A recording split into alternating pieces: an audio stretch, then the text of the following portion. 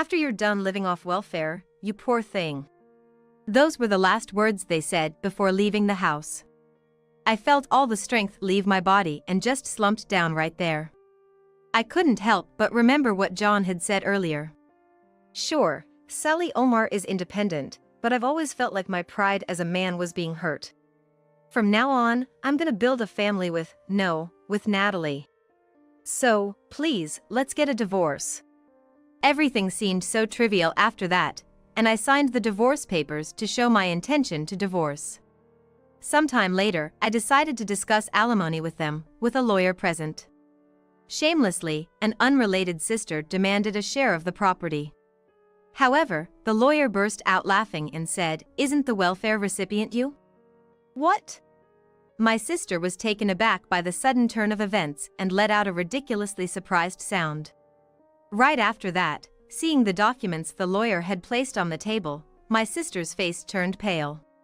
"My name is Sally Omar. My husband, John, and I have been married for 18 years, and I'm 45 years old while John is 3 years my junior at 42. We have a daughter, Lisa, who is currently 17 years old and in her second year of high school. Next year is a crucial time for her as she has exams coming up. John and I met through work. I was working at a real estate company, and John was working at a related company. We hit it off over a small matter and started going out together in our private time. John has a very delicate personality and often struggles to make decisions. At the time, I found his indecisiveness adorable and was drawn to him. I wanted to take care of John. I genuinely felt that way. This was partly because I have a much younger brother. At first, I saw John as a brother figure and took care of him, but gradually, I was attracted to his more masculine aspects. And so, after a serious relationship, we got married. John was usually indecisive, but he was the one who confessed and proposed to me. He was able to make decisions when it really mattered. And that made me feel like I could marry him. We then had Lisa, and up until now, John and I have never had a serious argument or faced a crisis of divorce. Once Lisa becomes an adult, we're planning to enjoy our second life as a couple. I had always thought that way. "Hey there, Sally Omar. Mind if I crash at your place for a bit?" Until Natalie showed up unannounced, dragging a huge suitcase behind her and asking. You see, I have siblings in addition to a brother. The sister standing before me is one of them. We're quite far apart in age, which might be why I get along well with my brother. However, my relationship with Natalie, who is close in age to me, has always been rocky. Being shorter than her, I always ended up with her hand-me-downs. When our parents felt sorry for me and bought me a new toy, Natalie would snatch the new doll I got and give me her old, worn-out one instead, saying, "Ah, that's so cool. Give it to me too." Saying that my sister snatched the new doll she had bought me and forced me to use the worn-out doll she had used. Her overbearing behavior didn't stop there. Taking things was just the tip of the iceberg. Once we were in elementary school, she took all my friends away, and when I got my first boyfriend in high school, she seduced him away from me. I hated her so much that I went to a different college just to avoid her, but she still interfered in my life, ruining what should have been a fun college experience. I still dislike my sister to this day. I wish I didn't have to deal with her. That's why I studied hard, got my real estate license, moved to New York, and lived a life where I didn't have to see her face. Even my wedding was planned with John, deciding on a photo shoot just for the two of us. We kept it a secret since my parents knew what my sister was like. Yet, somehow she found out I was here. Just when I thought my daughter and I could finally have some time to ourselves with her going off to college soon. "Wow, Sally Omar, you're living in a nice place for yourself. Is this a house you bought? Oh, there's a spare room here. I'll be taking this room, thanks," Natalie said with her shrill voice, pulling me back to reality. "Hey, this is really inconvenient. You can't just show up unannounced and expect to stay here. My husband and daughter live here too." I protested, but Natalie started snooping around the house, ignoring me. Today was a day off, but my daughter was out attending a summer course. John had left early in the morning for work. Can you please leave before the two of them come back? I pleaded over and over, but Natalie wouldn't listen. Finally, as evening arrives, the two of them come home. Who might you be? Greeted with curiosity by John, Natalie, who was surprisingly charming for a 46-year-old, introduced herself with a smile. Nice to meet you, I'm Sally Ilmar's sister, Natalie. When did you two get married? I had no idea because there was no greeting or anything. I was just hanging out at our mom's place because I was bored and found your wedding photo by chance. It's a bit cold not to share such news, even among siblings. John was aware that I had a sister. Perhaps that's why he seemed slightly troubled, as if he recognized her from the stories he'd heard. But I didn't miss it. The sight of John, extending his admiration towards my beautiful sister, was unmistakably doting. Additionally, upon her return, Lisa showed a puzzled expression. And no wonder. An aunt she'd never met before had suddenly shown up at our house. However, Natalie aggressively pushed for a cohabitation arrangement. Actually, I got fired from my job, and it's been tough to manage rent and living expenses, so I was wondering if I could stay here for a bit. Well, if it's just for a short while, I guess it's okay.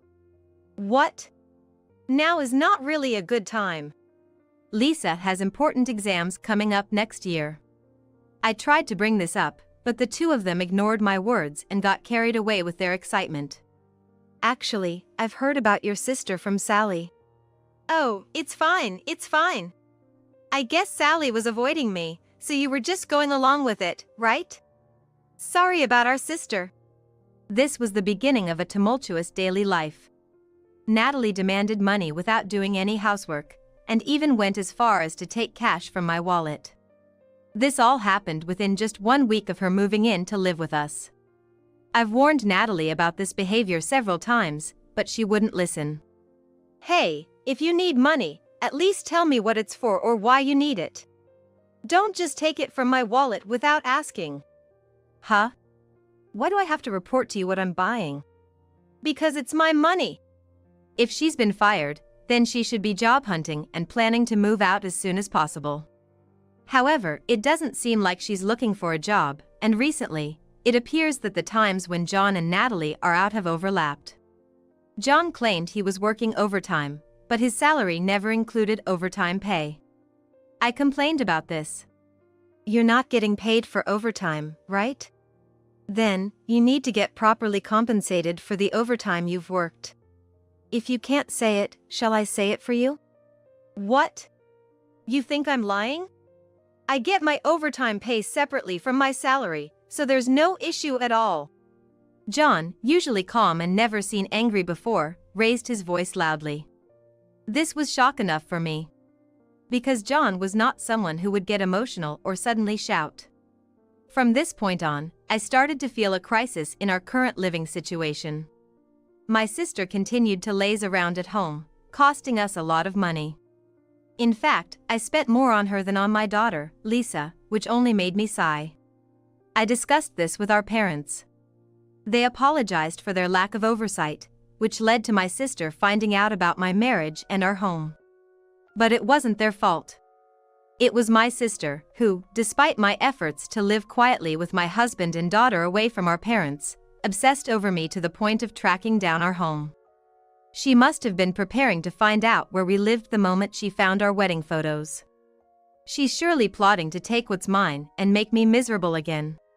The story about her being fired is even starting to sound dubious. She might have quit her job on purpose, just to freeload off us and ruin my life. That's what I've started to believe. If that's the case, we need to kick her out of the house as soon as possible.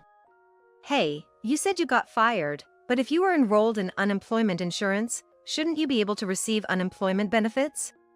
I've always been a part-timer. I wasn't enrolled in anything like that, so that's why I'm in trouble. I could have gone back to our parents, but I can't burden them in their old age, right? Then, as a sister who's independent, it's your responsibility to take care of me. That's common sense. I was speechless at her unreasonable demand. After dropping out of college, my sister had been working part-time and had never held a full-time job. Learning this fact later made me realize why her job hunting was doomed from the start. 3 months after my sister started freeloading, I caught her and John in the act of cheating. I had my suspicions, but to actually witness it. Canceling a client meeting left me with some free time, so I went to a cafe. Looking outside, I saw my sister and John walking together, holding hands and chatting happily. It's unthinkable for a brother-in-law and sister-in-law to hold hands like that. At that moment, I was certain they were having an affair. After some time, once my feelings had settled, I confronted them at home. "So, the overtime was a lie, huh? Sister, you've been pretending to job hunt while actually fooling around with John. How low can you get, trying to take something from me even at this age? That's why I never told you about my marriage." When I exploded with emotion and expressed my feelings in the heat of the moment, the two of them easily admitted to their affair. Then, they started saying things that were even more infuriating. "If I had known such a beautiful woman was your sister, I wouldn't have been swayed by Sally's sweet talk. Sure, Sally is independent, but I've always felt like my pride as a man was being hurt. From now on, I'm going to build a family with your sister, no, with Natalie. So, please divorce me." They confronted me with a divorce paper. Understood. With things like this, there's absolutely no way to rebuild. Sister, John. From now on, I won't be taking care of your finances at all, so just be aware. After I said this, my sister burst into laughter and said something outrageous. "Go get welfare, you poor thing." What? I wondered what she was talking about. As I was thinking, John, half smiling, started saying something even more appalling. "Ah, right. The mother always has the upper hand in custody battles, right? I think it's better for the daughter to be with her mother, Sally, than me. The rest is up to you." With those words, the two of them left the house. About 30 minutes later, Lisa came home and was puzzled by how quiet the house had become. So, I honestly told her that we were getting a divorce. Initially shocked, Lisa seemed to accept the situation with a bit of relief after a while. Sometime later, the divorce was finalized. I decided to demand alimony from the two of them, so I arranged a meeting with them in the presence of the lawyer I had hired. Shamelessly, my sister demanded a share of the assets. However, the lawyer burst into laughter and said, "Looks like welfare is for you, isn't it?" What? My sister, taken aback by the sudden turn of events, let out an absurd scream. Right after that, when my sister saw the documents the lawyer had placed on the table, she turned pale. "There's no money for asset division between this couple." At those words, my sister looked at me and John with a shocked face. Of course, John was also surprised, having been told there was hardly any money to their names. Anticipating this, I had done something right after witnessing John and my sister's affair. Therefore, the only cash we had between us was a mere $24,000. As a couple celebrating their 18th anniversary, it's a hard amount to believe. "Hey, what's going on here? You had a lot of savings, didn't you?" John, completely unable to grasp what was happening, asked in a panic. Upon seeing that figure, rage welled up inside me. "You really don't care about Lisa at all, do you? I talked to you about this. I was thinking of transferring the education savings I've accumulated over the years into Lisa's account. You said, do whatever you want, so I moved my savings to Lisa's account. Almost all of my savings were for education expenses. You know that better than anyone, right? Lisa manages her own money, and I even paid the gift tax to transfer it to her. This can no longer be considered joint savings." When I said that with a composed face, remembering the conversation, John's complexion turned noticeably worse. "Then, what's the breakdown of the $24,000? "I think about 80% of it is John's secret stash." Upon hearing that, John had a look of disbelief on his face. "Did you know about this and that's why you transferred your savings to Lisa, anticipating the property division?" "You agreed to it. Look, you even signed the consent form yourself." With that, John became furious. "I thought it was strange. Why would you ask for my consent just for that?" John said this while scratching his head, clearly regretting it, but he couldn't take back his signature now. I consulted a lawyer, who explained that since John had consented to the gift to Lisa, it was no longer considered marital savings at that point. I didn't want to give the money I had saved for Lisa to these two people. That's why I thought of making a lifetime gift. Upon hearing this, my sister, dumbfounded, somehow managed to say to John, "Hey, didn't you say we had plenty of savings? Weren't we supposed to live a luxurious life together? Dividing $24,000 in assets won't amount to much. Why didn't you realize Sally Omar's intentions sooner?"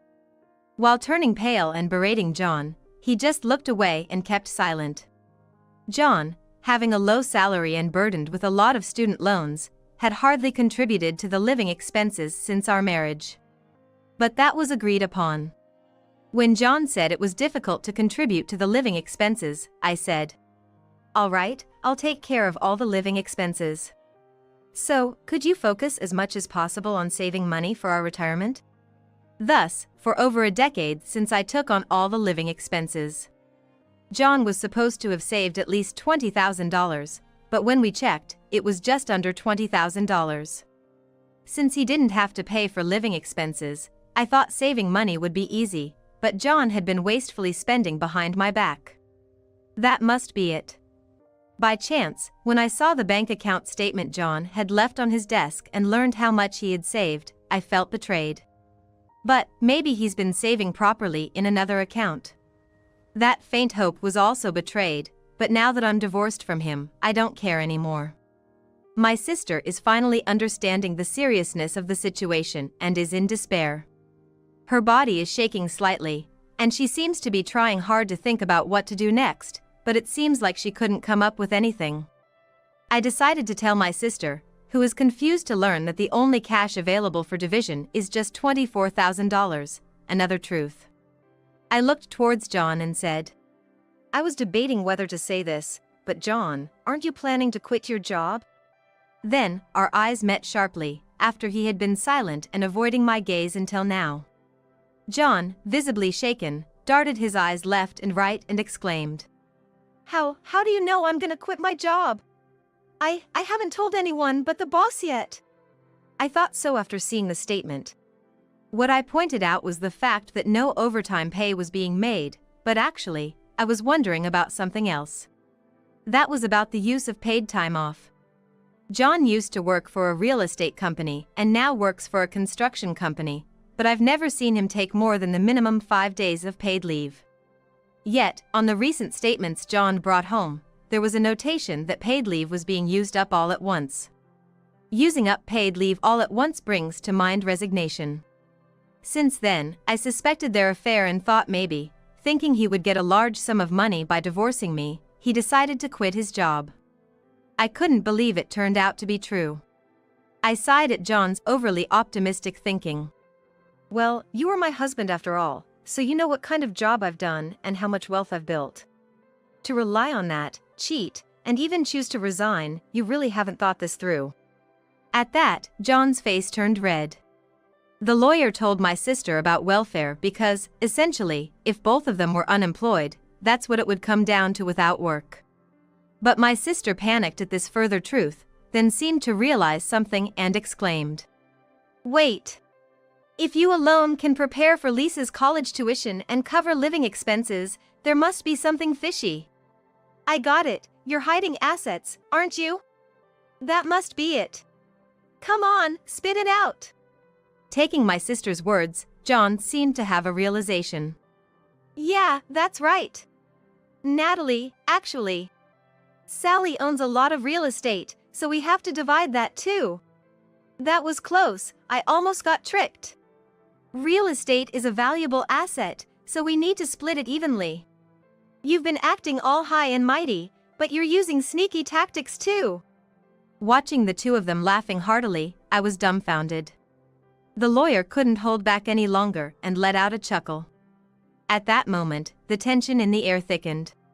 The lawyer cleared his throat and began to explain the facts calmly. If you're going to talk about dividing assets, you should study up a bit more. John, as the ex-husband, you should know that Sally owns real estate as a company and generates profit from it. Corporations and individuals are separate entities. Sally's company is her separate property, and it cannot be divided as marital property, you know? Convinced by the expert's explanation. The two of them, their faces turning bright red, froze. And the lawyer continued.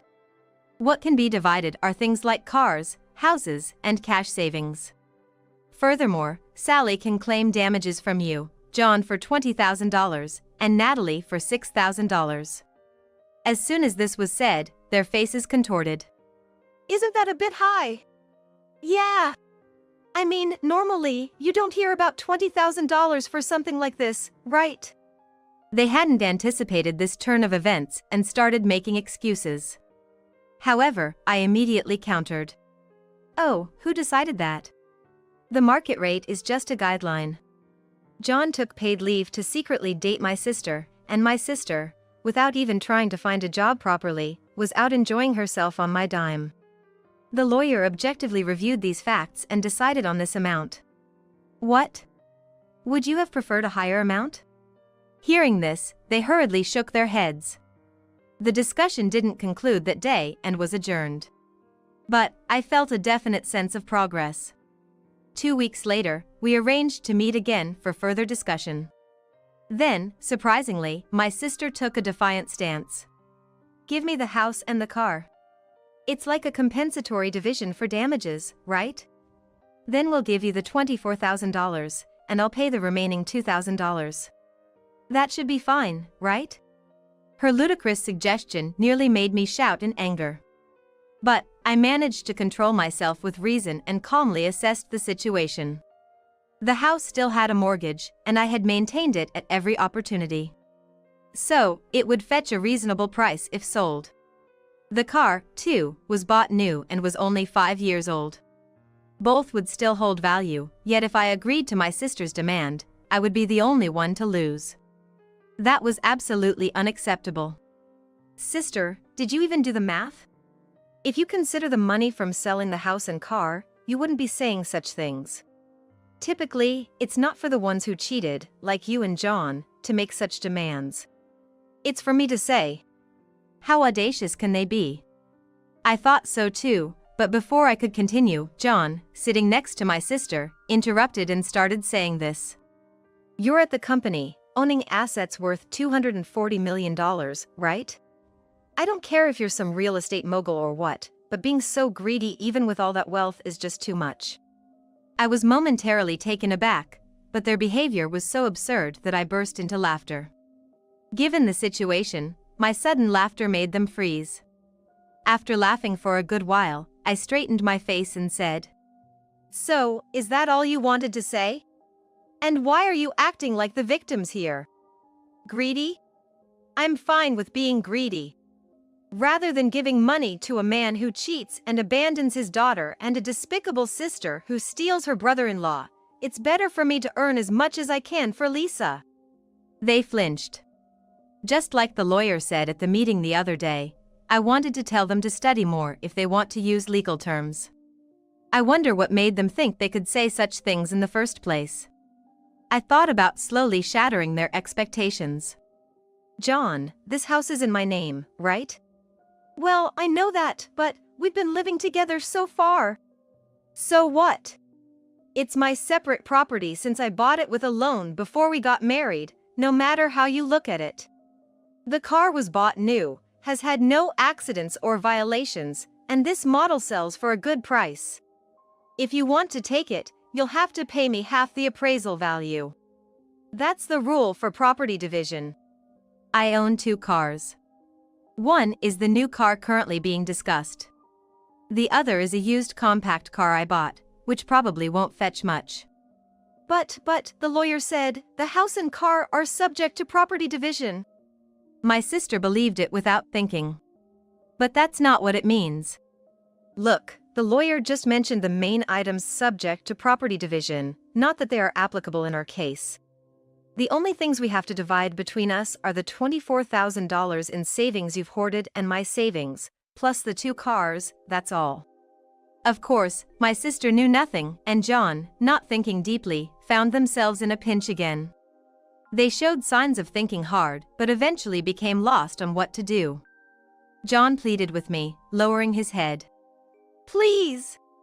Can you just give me enough money to start a new life smoothly, huh? But it didn't seem like genuine remorse.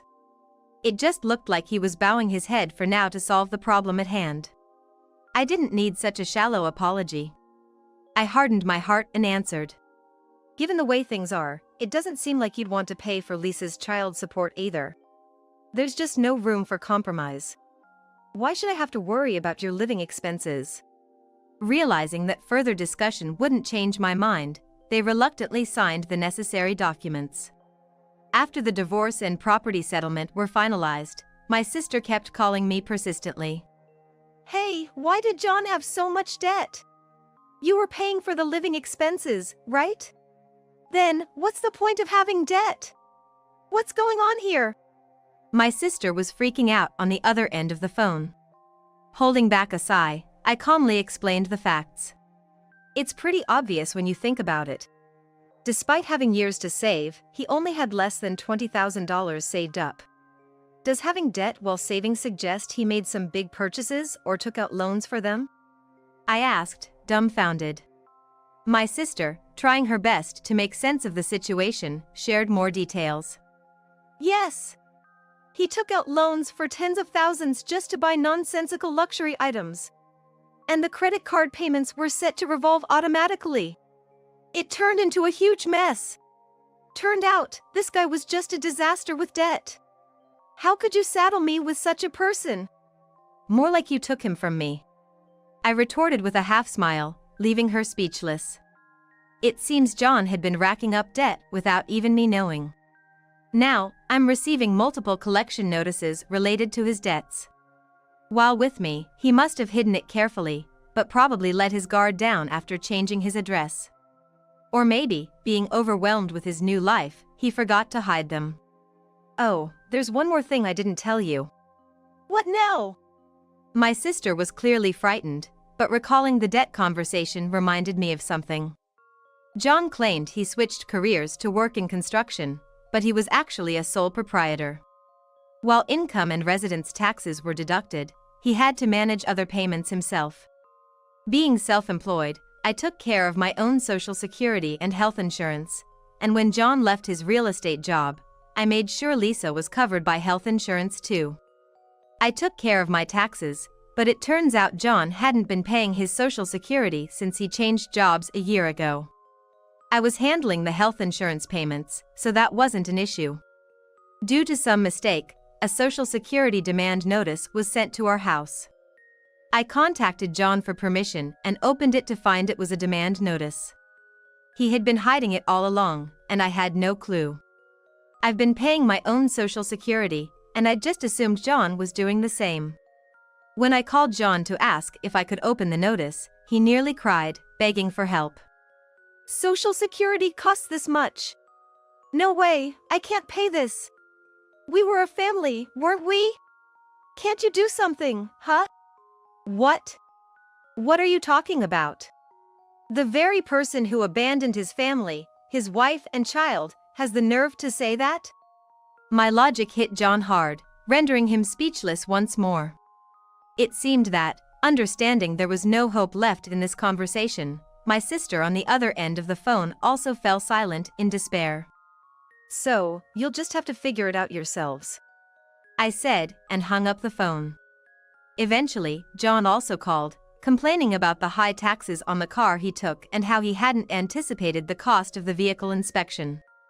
Maintaining a car costs this much. I was shocked, you know.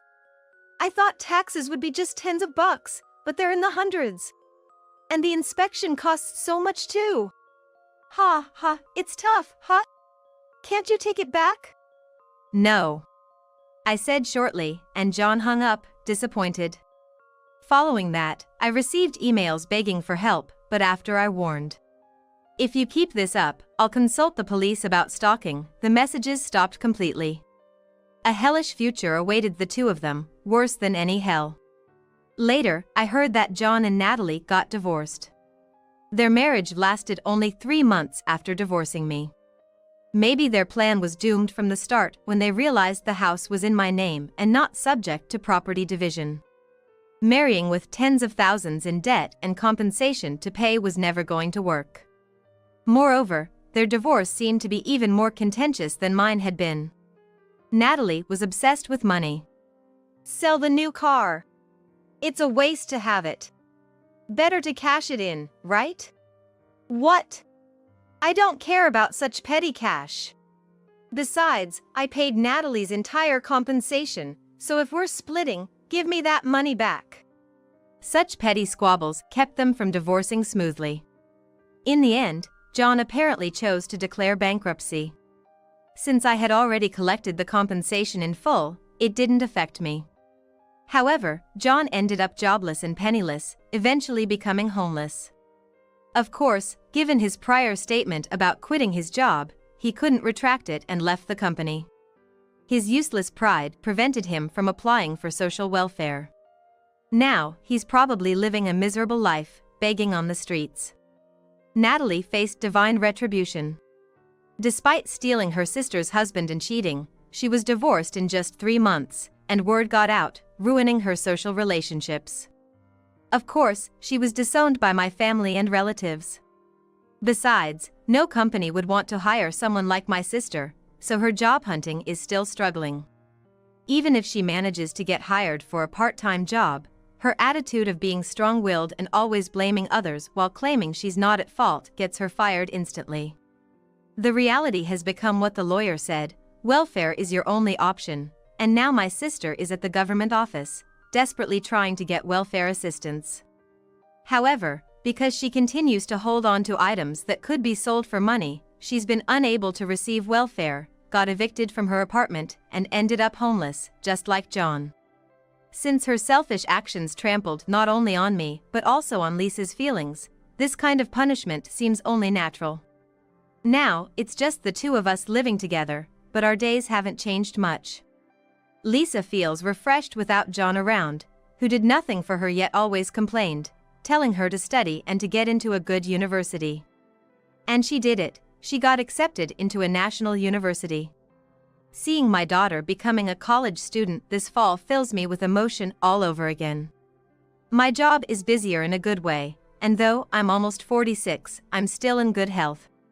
I feel motivated to work even harder. Long time no see. Still childless? Guess you're just defective since you can't even show off a grand kid. Even though there's been a lot between Susan and me in the past, looking back, it still feels like my guts are boiling with anger. After all, the harassment for not being able to have children has been too much. I don't know how badly she wanted grandchildren, but blaming me 100% for not being able to have children is something I really wish she'd stop.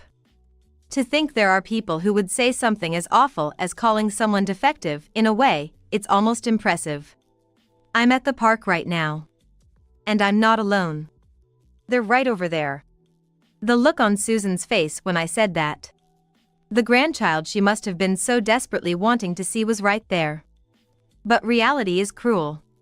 She hasn't realized that what she's done will come back to her, how blissfully unaware she is. It's about time she realizes. I won't let her forget now. I'm Rachel, a 45-year-old housewife.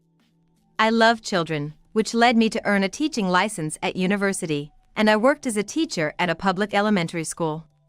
Being a teacher had its tough moments, but the joy of being involved in the children's growth made me feel like it was my true calling. I was devoted to my job, but one day, a childhood friend introduced me to someone. That was how I met Simon, my husband. Simon was 25 at the time. He had graduated from college and was working as a teacher at a middle school. He seemed to struggle with finding opportunities to meet people. Being busy with work at the middle school. He hadn't dated much, focused on his studies through college. He had talked to a friend about wanting to try dating, which led to the introduction. When I was introduced to Simon by my friend, I wasn't seeing anyone and was focused on my work. So, I wasn't too keen on the idea, but since my friend had gone through the trouble of setting it up, I thought I might as well meet him once. I remember that day clearly.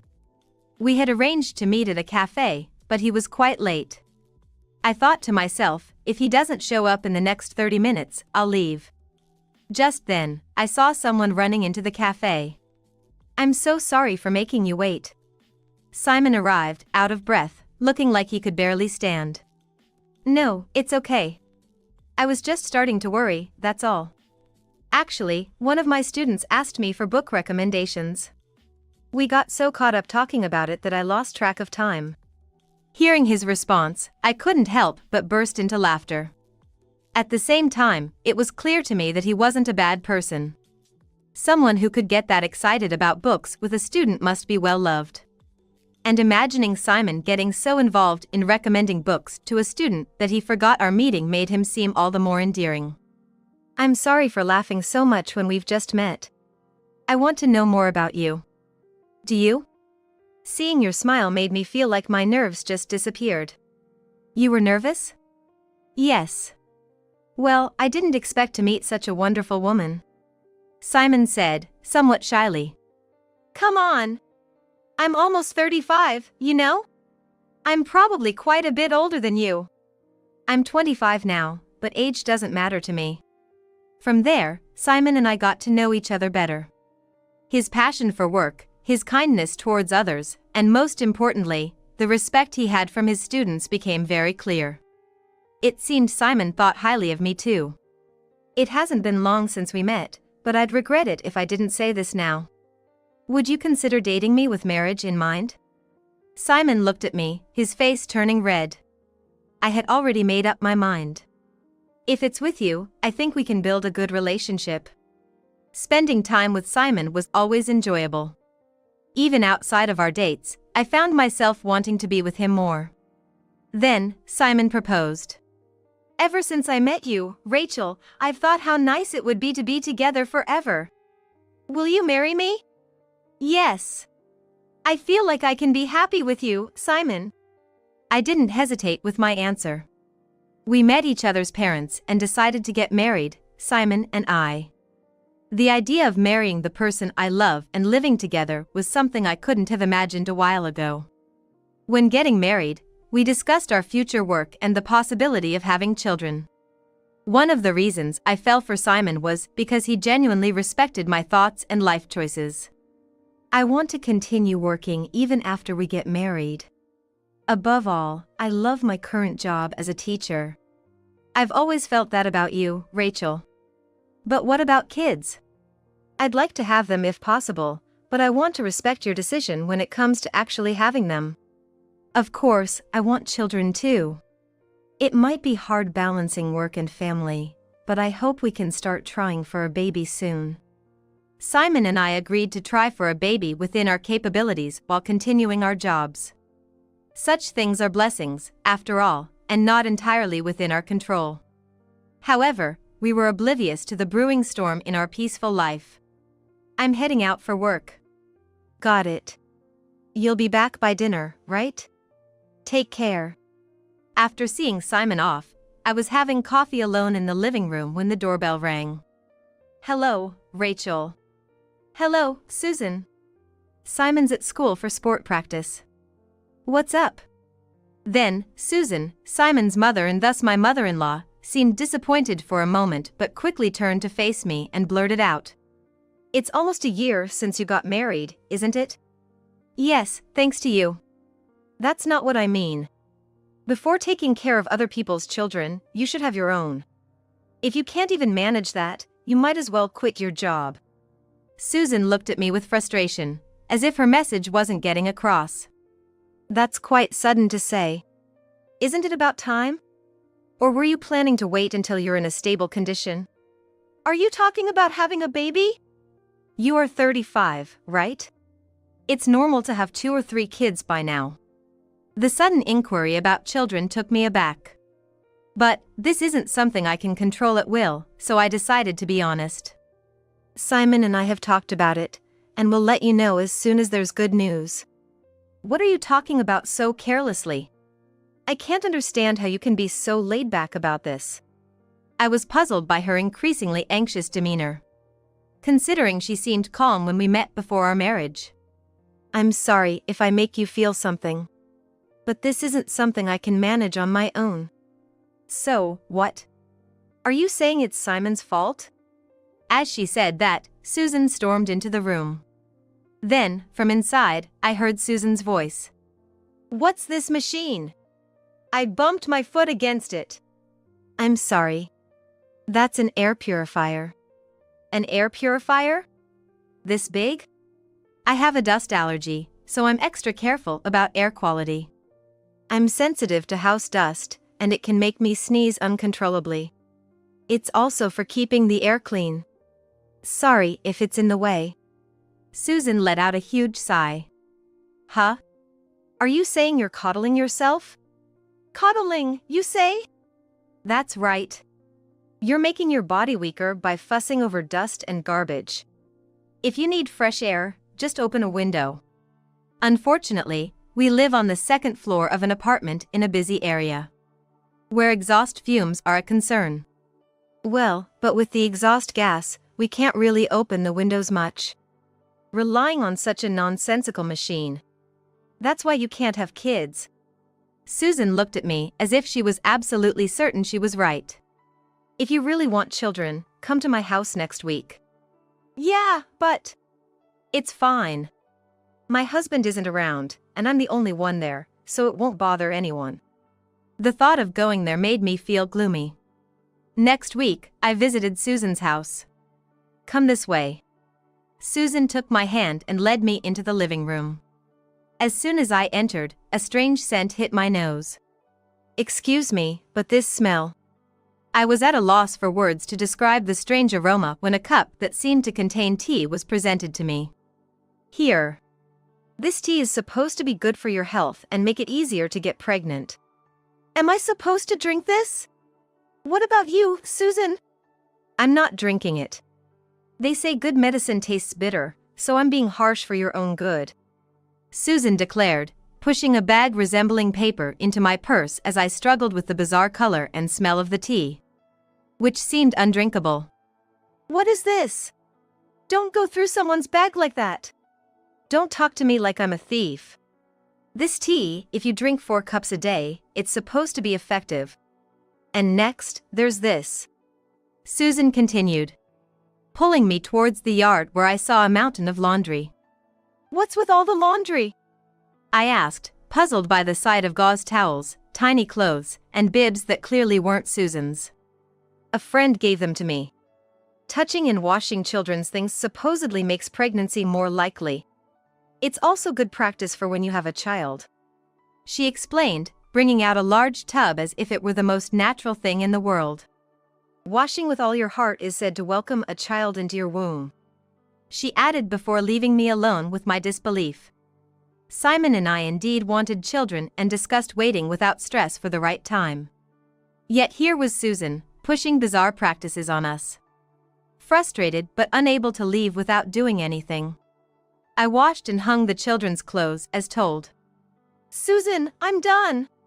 Then come back the day after tomorrow and wash like you did today. But I have work. Work? You can find time before or after work if you really want children, she countered, pushing me to the limits of my patience. Out of sheer stubbornness, I followed Susan's instructions, washing unknown children's clothes by hand in the cold night air, leading to severely chapped hands despite using hand cream. What happened to your hands? Simon asked with concern, hesitant to share the truth about his mother's outdated superstitions. I eventually told him about Susan's belief that hand-washing children's clothes could lead to pregnancy. Additionally, since Simon also expressed a desire for children, I was worried about speaking ill of his mother. Actually, your mom has been asking if we have children yet. She told me that hand-washing children's clothes could make it easier to get pregnant, so I've been going to her house every other day to wash them. At this, Simon looked at me with disbelief, as if he couldn't believe what he was hearing. What? She really thinks that'll work? Simon pondered for a moment before speaking with a sense of resolve. I'll talk to Mom, so you don't have to go over there anymore. Actually, Mom said she's going to try living on her own since there's some inheritance from Dad, and she wouldn't cling to her son or grandchildren. And I'm going to see a doctor. Why the doctor? Because pregnancy isn't just about the woman, right? Maybe the problem lies with me. It's better to know. He explained, his reliability shining through. He always considered my troubles as his own. Thank you, but don't overdo it. It's for you, Rachel. Staying silent while this is happening would be harder. He reassured me. Yet, Susan's behavior didn't change as expected. I've spoken to Mom. You don't have to visit her house anymore. Thank you. I'm sorry to make you do this, Simon. Don't worry about it. Turns out, the difficulty in having kids might be because of me. Simon admitted with a hint of regret. But the doctor said it should be fine with medication and regular visits. We'll see how it goes, and if nothing changes, we'll think about it again. It seemed like the issue was resolved, but it wasn't over yet. Susan, however, didn't take this well. Despite Simon's efforts to intervene, she sent a package filled with books on pregnancy and a letter expressing her anger, misunderstanding her persistence for concern. The books were about pregnancy and parenting, showing significant signs of wear. Honestly, I harbored mixed feelings of anger and disbelief towards Susan for going this far. When I shared this with Simon, it seemed he felt the same way. Even though I told her to stop, she's still doing this? What should we do with these books? Even if she tells us to read them, honestly. Mom must be so desperate for a grandchild she's not seeing clearly anymore. I'm really sorry for putting you through this. Simon expressed, choosing his words carefully after some thought. It's undoubtedly a tough spot for him, being caught between me and his mother. She is my mother, but the person I want to protect the most is my wife, Rachel. If it comes to hurting you carelessly, I'll need to reconsider our relationship with her. But even so, she's still your mother, right? I don't want you to have any regrets if something happens. We might have to attend family functions, but beyond that, we don't need to interact more than necessary. I'm really sorry for not realizing this sooner. I'm sorry for all this, Simon apologized. Simon and I agreed to minimize contact with Susan, setting boundaries for our peace of mind, acknowledging the stress she was causing. Simon has been sending some money to his mother on his own, but since this is a matter between parent and child, I've decided not to say anything about it this time. He understood my decision to limit interactions with his mother. Affirming his priority was our well-being over maintaining unnecessary stress from family expectations. It had been about 10 years since the incident with Susan's problematic behavior. I was leisurely sitting on a bench in the park, enjoying a coffee for the first time in a long while, when I heard a voice from behind. Long time no see. Still childless? You're basically defective for not being able to show off any grandchildren. I didn't recognize who it was at first. But, even though she had gotten much thinner and smaller, it was Susan. It hit me that some people never change, demeaning others as defective right off the bat. Her spiteful gaze made my once warm coffee seem to turn cold and taste bitter, making me realize how much someone's emotions can change their sense of taste. Oh, Susan. Why haven't you shown your face, huh? You haven't been saying unnecessary things to Simon, have you? I never meant anything by it. Susan poked the ground near my feet with her cane and said, What's the idea behind avoiding your husband's mother to such an extent? I said as she looked me up and down, oozing sarcasm. Sitting here, drinking your coffee so elegantly in the park, you must feel so good about yourself. She continued, unchanged from the day she demanded I wash a stranger's baby clothes. I had been living peacefully for the last 10 years without running into Susan. I didn't want to see her, but I mustered up the courage and spoke up. They're right over there. Susan looked momentarily stunned but then burst into laughter. As if the idea of me having a child was the funniest thing. She probably always assumed it was impossible for me. That's why I think she can adopt such an attitude without any qualms. It's her prerogative to believe that happiness comes with having children, but I wish she wouldn't impose her values on others. She then turned serious and glared at me, making me brace for what was coming. What's this all of a sudden? Aren't you quite a bit older than Simon? No way you could have kids. Certainly, I am older than Simon, but being older doesn't justify the assumption that I can't have children.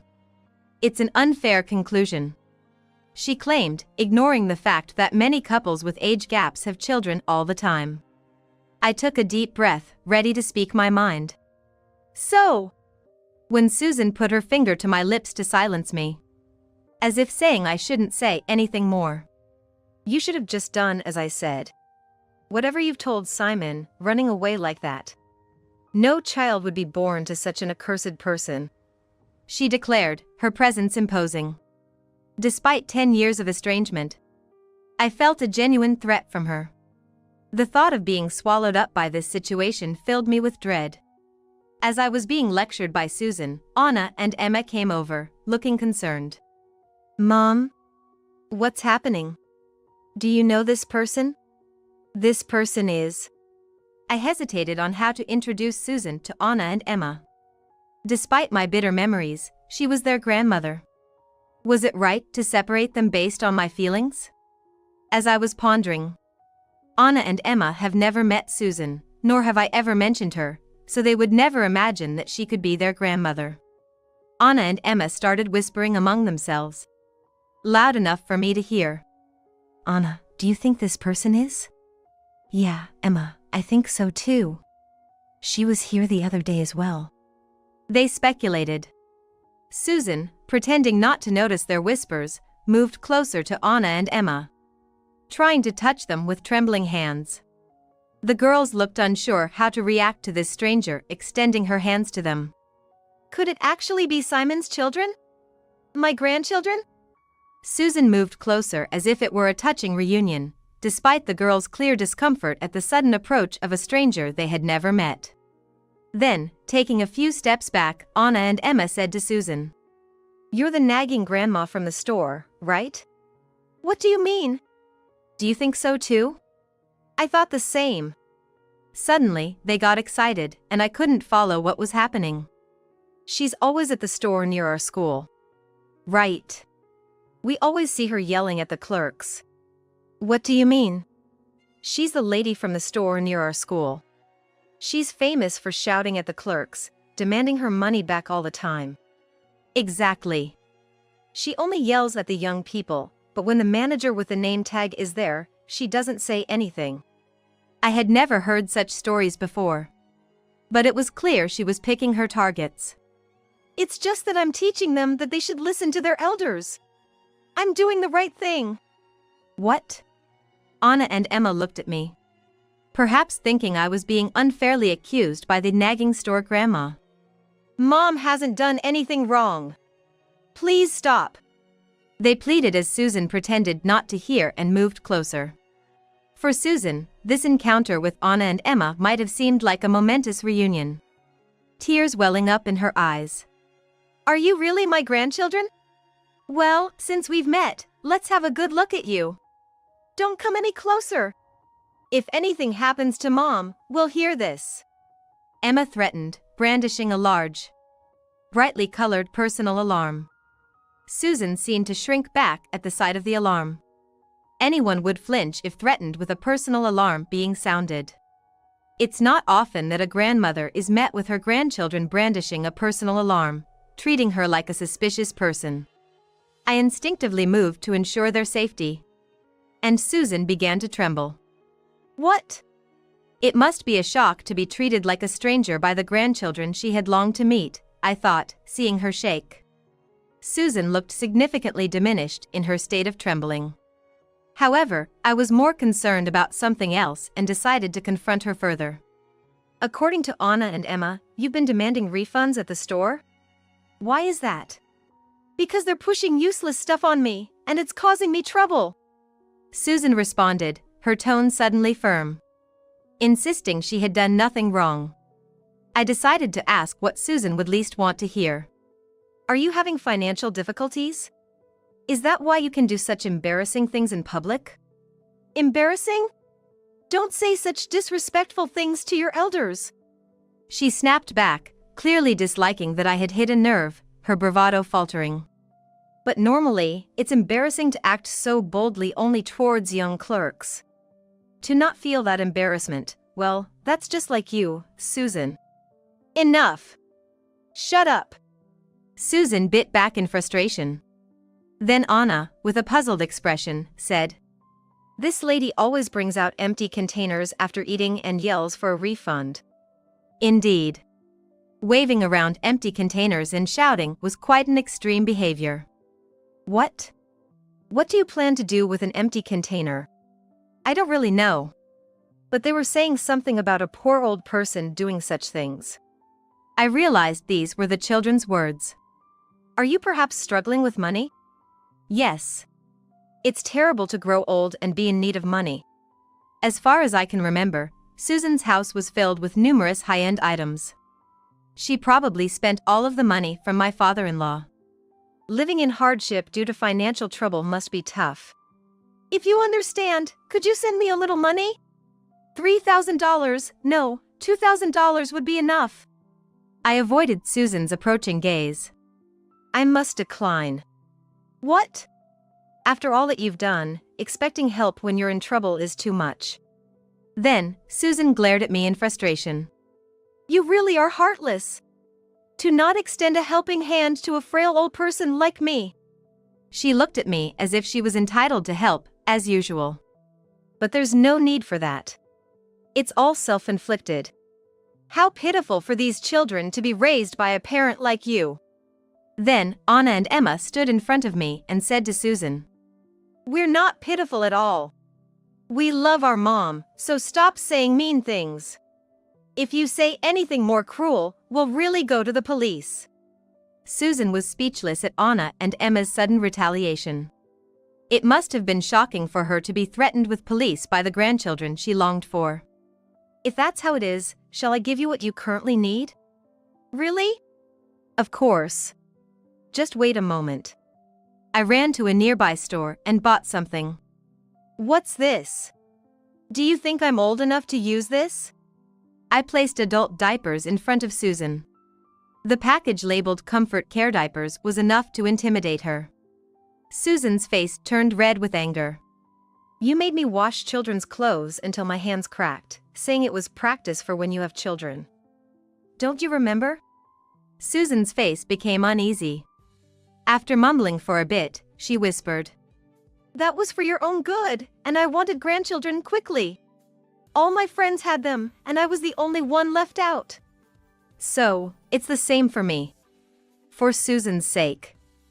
Wanting grandchildren just because others have them, are you a child? Susan glared at me resentfully. Treating people as old or as children, you'll see karma.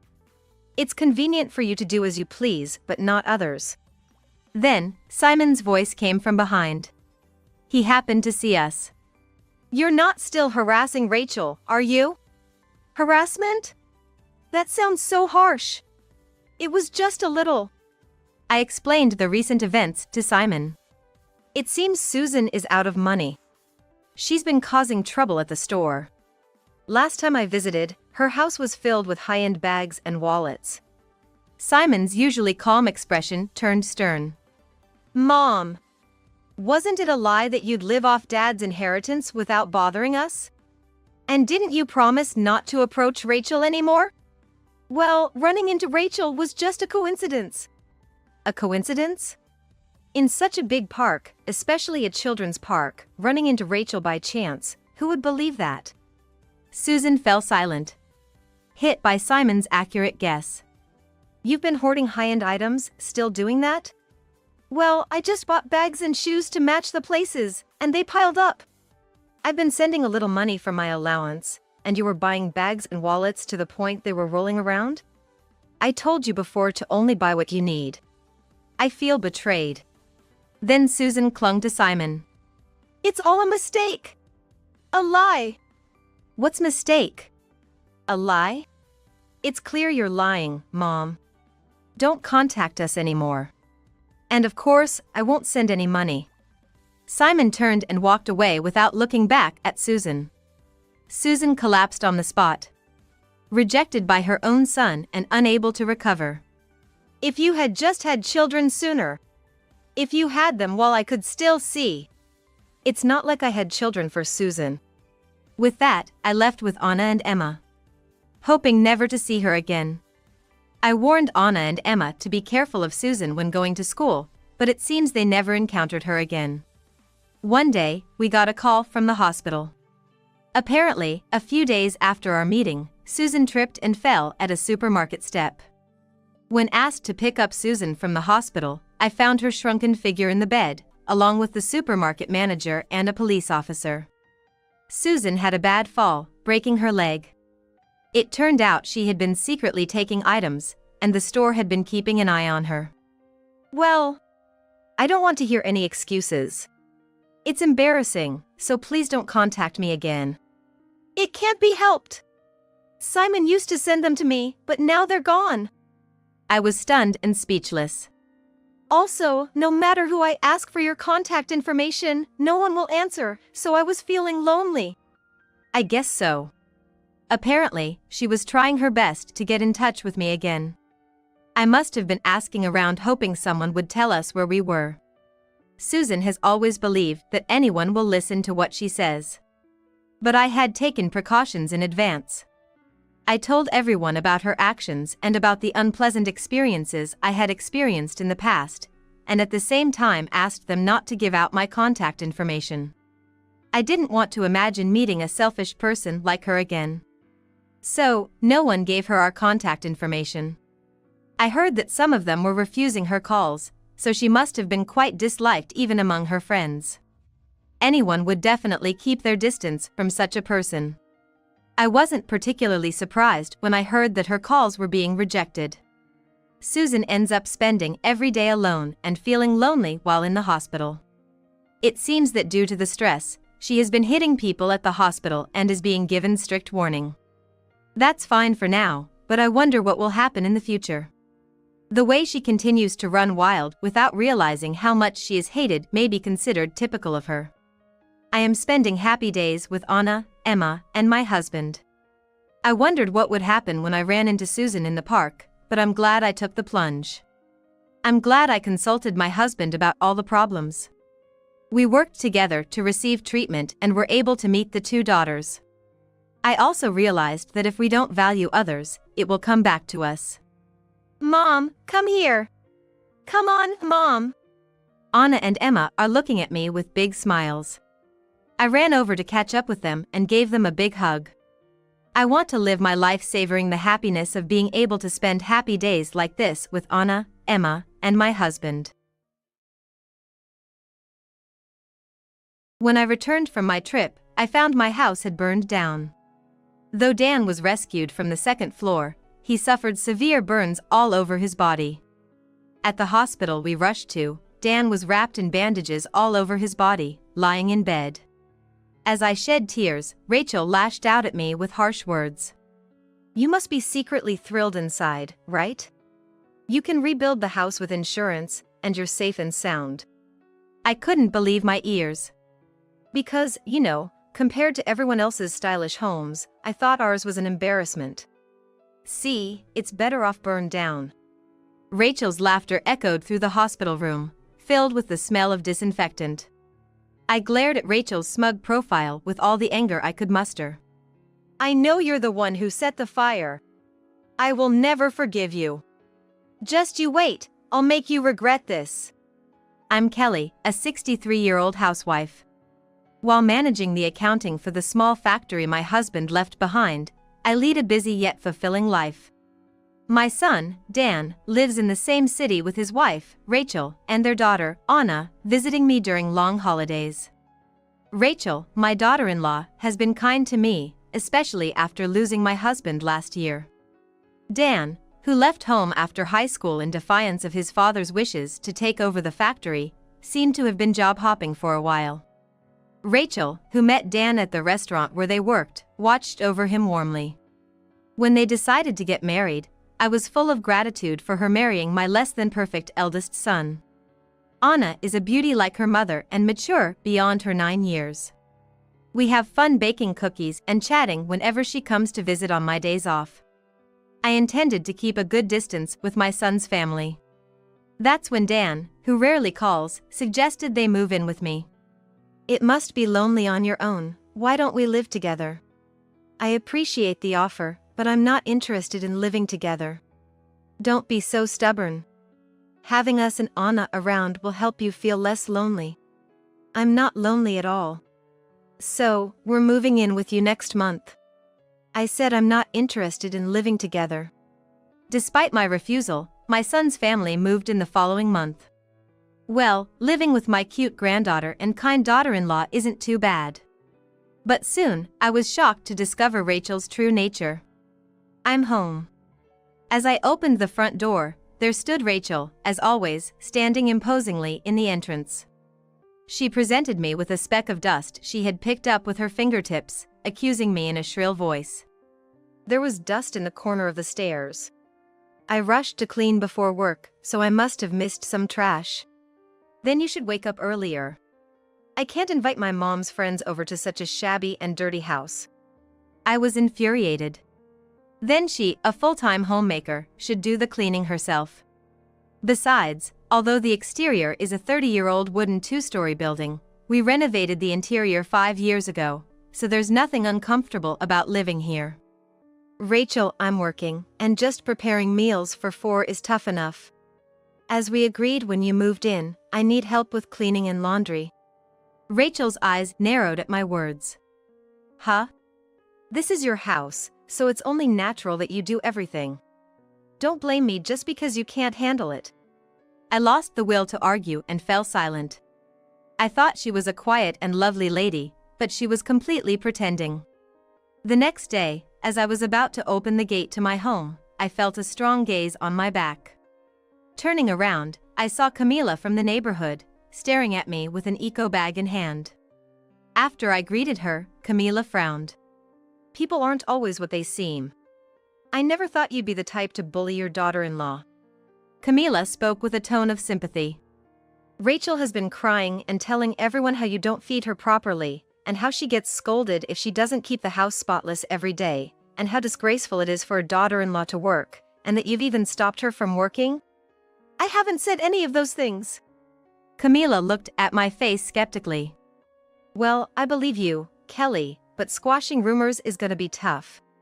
It's even reached the neighborhood association president, you know? That explains why lately, the folks I bump into at the supermarket or on the street have been acting all weird around me. The moment we make eye contact, they scurry off, or groups suddenly disband. Probably, this gossip monger, Camila, spread the word for kicks. Watching her leave, I entered my house with a heavy heart. We had agreed before moving in together that utility bills and groceries would be split between our families. Yet, 6 months into living together, my son Dan and his wife Rachel hadn't paid their share of the living expenses. Even when I asked Rachel for payment on Dan's payday, she always had an excuse to stall. Rachel, I sent you the breakdown of the living expenses a week ago on your cell, didn't I? Oh, I forgot to withdraw the money. I'll pay later, so could you cover for me in the meantime? And just like that, another month would pass without them paying. After 6 months of this pattern, I finally confronted Dan. I've been covering for you for half a year now. Dan, have you actually been giving Rachel the money? Geez, she said she's gonna pay later, so she will. We're rich, so stop being so petty. I couldn't help but retort to my son's grudging reply. Sure, we have your father's inheritance, and I'm still working, so we could manage without your contribution. But that's not the point. It's about responsibility. If Rachel can't pay, she should at least explain why to me. What a nagging old lady. What did you just say? Just got back. Anna's voice from coming home from her lessons put a pause to our argument. Dan greeted Anna and went to take a shower, bringing our skirmish to a temporary halt. But the issues didn't end there. Shortly after moving in, Rachel began dressing up and going out on weekend nights. making Anna and me promise to keep it a secret from Dan. On weekends, Dan would be out drinking late with his colleagues, thinking if he got home before Rachel, he wouldn't find out. Honestly, if they have money for that, they should pay their living expenses first. One evening, while peeling potatoes in a gloomy mood after Rachel had left, Anna, washing the potatoes, murmured, "Mom's not planning to pay for the utilities or groceries, I think." I stopped peeling. "You heard the conversation with your dad the other day?" "Yeah, it was audible all the way to the parking lot," Anna said matter-of-factly. "Before moving, I overheard Mom and Dad saying, now that the annoying grandpa is gone, let's push into Grandma's place. If we live with her, we save on our rent, get meals prepared, and have the utilities paid for us. We can enjoy the savings." "Was their plan from the start to make me pay for everything?" Anger slowly rose within me. Do they think of me as some sort of ATM come housemaid? And Mom can't do housework at all. When we were in the house, meals were just pastries or fast food, and she hardly cleaned. The only thing she really did was laundry, so don't expect too much, Grandma." "Got it, Anna dear. Thanks for telling me," I said with a forced smile and resumed peeling potatoes. To hear such words from my granddaughter, what a pitiful mother I must be. I felt a little sorry for Rachel. On Friday night, unusually cheerful, Rachel struck up a conversation. "Kelly, do you have plans this Saturday?" I quickly thought back. Last month, when I honestly answered a similar question, Rachel got furious. "Trip? If you have that kind of leisure, give Anna some allowance instead." "You're so thoughtless." I didn't want to hear that from someone who doesn't pay their living expenses. So I decided to hide the truth this time. "I plan to relax at home." "Oh, I see. "If you do go out, make sure to tell me." I have plans too." "Plans?" I felt uneasy. Perhaps I should inform her about the trip afterward. After Rachel left, Anna came over with a bursting smile. "Next Saturday, Mom and Dad are gonna take me shopping for clothes. It's been so long since we all went to the mall together, I'm excited." Her innocent smile made me smile too. "That's wonderful. I hope you find some cute clothes." "Yeah, I'll show them to you when we get back." I felt relieved. I've been worried about Anna, who, despite being mature for her age, seemed to lack the joyfulness of childhood. Seeing Anna's joy while shopping with her parents was truly heartwarming. And then came Saturday. After Dan's family left, I too left the house. It was a day trip to a beachside spa. At a wonderful hotel, I enjoyed a lunch filled with seafood delights. I felt all my accumulated stress melt away. Stepping off the train, I made my way home with a light step. As I walked along the night road, I saw a crowd from afar near my house. Beyond them, police cars and fire engines were parked, yellow tape was stretched out, and several firefighters and police officers stood around. Smelling smoke, I realized there had been a fire nearby. I wondered if everyone in the house was safe. As I walked on, lost in thought, Camila stopped me with a surprised look. "Kelly? Weren't you at home?" "I went on a trip." "Then, was that Dan who was taken away in an ambulance earlier?" "Dan went shopping. It seems he came back to get something and got caught in the fire. It was arson." My heart skipped a beat. Pushing through the crowd to a firefighter, I introduced myself and was led to the front of my house. I was at a loss for words at the sight before me. The traditional two-story house that stood there just this morning was nowhere to be found. All that remained was charred beams, parts of sooty walls, and what used to be furniture, now just debris. Kneeling on the sidewalk, I stared blankly at what was left of my home.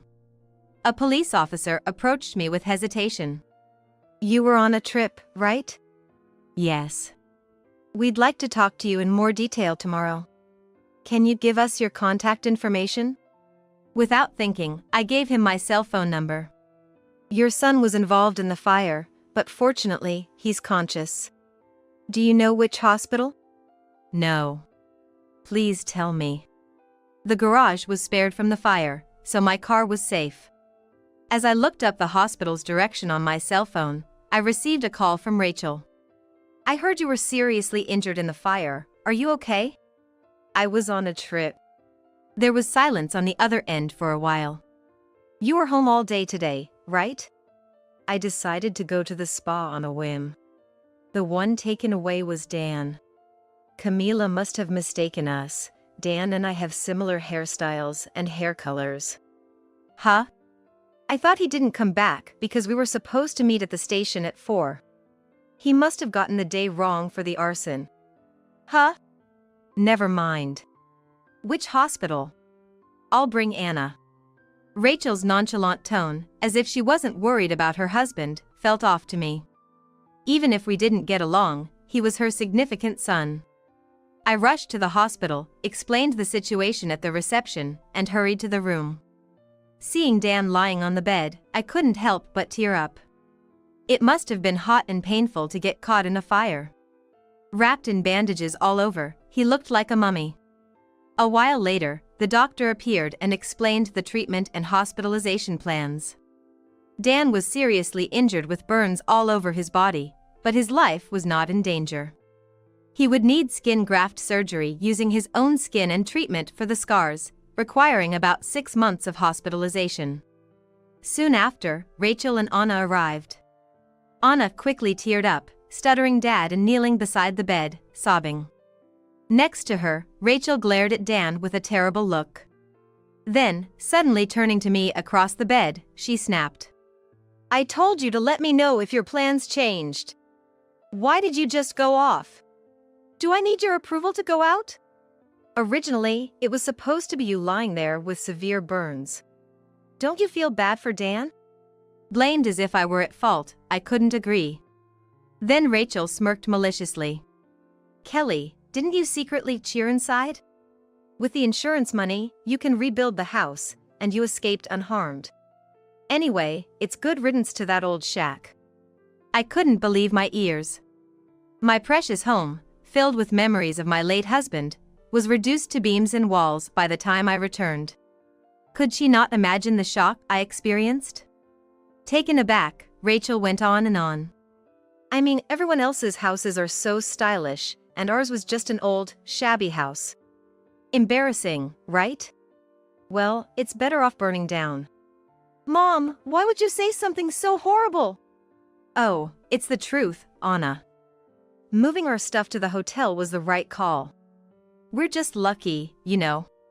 Rachel's loud laughter echoed through the hospital room, filled with the smell of disinfectant. Unable to argue in the hospital room, I clenched my fists and gritted my teeth, holding back my anger. Then, Dan, who seemed to be sleeping, moaned. That's right, Dan was conscious, despite being wrapped in bandages all over. He slightly moved his mouth and said in a low voice, "Rachel." "What?" Rachel leaned down, bringing her ear close to Dan's mouth. After hearing Dan's whisper, Rachel's expression changed. "Got it, I'll handle it," she said, then turned to Anna and me, suggesting it was time to leave. Walking down the hallway, I pondered over the exchange between Dan and Rachel. It remained a mystery, but I caught a few words: ashes, money. In fact, I inherited gold bars as part of my husband's estate. They're stored in a bank's safety deposit box, and I hadn't told Dan their exact location. Misunderstanding that the gold was in our home safe, Dan might have sneaked out during shopping to steal it while I was away. Unaware of this, Rachel, who had taken separate actions from Anna, might have committed arson. It's a 15-minute drive from the shopping mall to our house. If Rachel planned separate activities with a set meetup time with Anna, it would be possible for her to set the fire. The words Rachel accidentally let slip got the day wrong, and the way she excitedly called me, thinking I was caught in the fire. Plus, her anger towards me in the hospital suggests that I was her target. Dan is the beneficiary of my insurance policy. Even if I survived with burns, a significant amount of sickness benefit would be deposited into Dan's account. Feeling dizzy with shock, my body heated up with anger. Rachel, setting our house on fire for my insurance money and coolly causing Dan severe burns. Above all, using shopping with Anna as a cover for her plot showed no shred of motherliness. My heart ached seeing Anna walking down, head hung low. Her fun shopping memories probably erased. I glared at Rachel, anger burning through me. I know you started the fire. I will never forgive you. Just wait, you'll regret this. Considering Rachel's preparedness in moving their belongings to the hotel beforehand, it was clear she was the arsonist. Furious, but leaving the evidence gathering to the police. My next step was to find a temporary home. Before I could call, the president of my husband's factory called to check on me. After hearing my story, he immediately arranged 3 weeks of paid leave and started the process of moving me into company housing. Rachel was offered the same, but she chose to stay in a hotel with Anna, so I moved into the company housing alone, dragging my carry-on. After contacting the insurance company and buying essentials at a large supermarket, I returned home. Unpacking could wait. I microwaved a pre-made meal and ate. The moment my stomach was full, the tension broke, and exhaustion overwhelmed me. Thankful for the furnished room, I prepared the bed and fell asleep without changing. The next day was spent shopping for necessities, as everything had burned. Having my driver's license, cell phone, and credit cards was a small mercy. Sitting in the shopping center's food court, eating ice cream, I suddenly remembered the words I overheard between Dan and Rachel. On my way back to the company housing, I stopped by the remains of our house and saw Rachel, phone in hand, sifting through the ashes. Dan, you won't find the safe here. It contains the gold bars, right? Oh, Anna's piano lesson time. Yes, I can come in 4 days. I'll search again then. Hidden behind the neighbor's fence. Hearing her conversation, I was certain. They were indeed searching for the gold bars. She planned to take them without telling me. Smirking, I left, planning a grand welcome for them. 4 days later, Rachel arrived at the charred remains to find neighborhood women gossiping in a circle. Hello, Camila, Nancy, Lisa. She greeted me in her sweet voice. They all frowned at her turn. Camila, with a grim face, spoke up. We heard about the fire. You're the arsonist, Rachel? What? Fooled by your quiet appearance. Planning to burn your husband and claim the insurance money, were you? How scary. You knew Dan was there and still set the fire? What's the police doing? Instead of letting criminals roam free, they should lock you up. Faced with their glares, Rachel was flustered. Thanks to always being charming and playing the role of the poor daughter-in-law bullied by her mother-in-law, Rachel had won over the residents, who suddenly turned against her. I wasn't trying to kill Dan. Rachel's voice faded to a whisper, and I chimed in from the shadows. No, that's not it. Kelly? The real target was me. You set the fire thinking I was in the house. Rachel froze. But then, she forced a stiff smile. I don't understand what you're saying. The safe? I moved it to the company housing on the day of the incident. Her face lit up when I told her. Are you coming now? I'll come right now. Rachel's voice was lively, and I smirked. Upon arriving at the company housing, Rachel's attitude changed drastically, rubbing her forehead on the floor. I'm sorry, Kelly. Actually, Dan, from his sickbed, ordered me to look for the gold bars. He said they could be sold for money, so I was wandering around the ruins, trying to steal them amidst the chaos of the fire. But I didn't commit arson. Oh, you were looking for this, weren't you? I brought out a silver dial-type safe from the back of the room, and Rachel's eyes sparkled. She watched eagerly as I opened the safe. But all that emerged was a bundle of old letters. Letters my husband gave me before we got married. Good thing I kept them in the safe. Damn, just trash.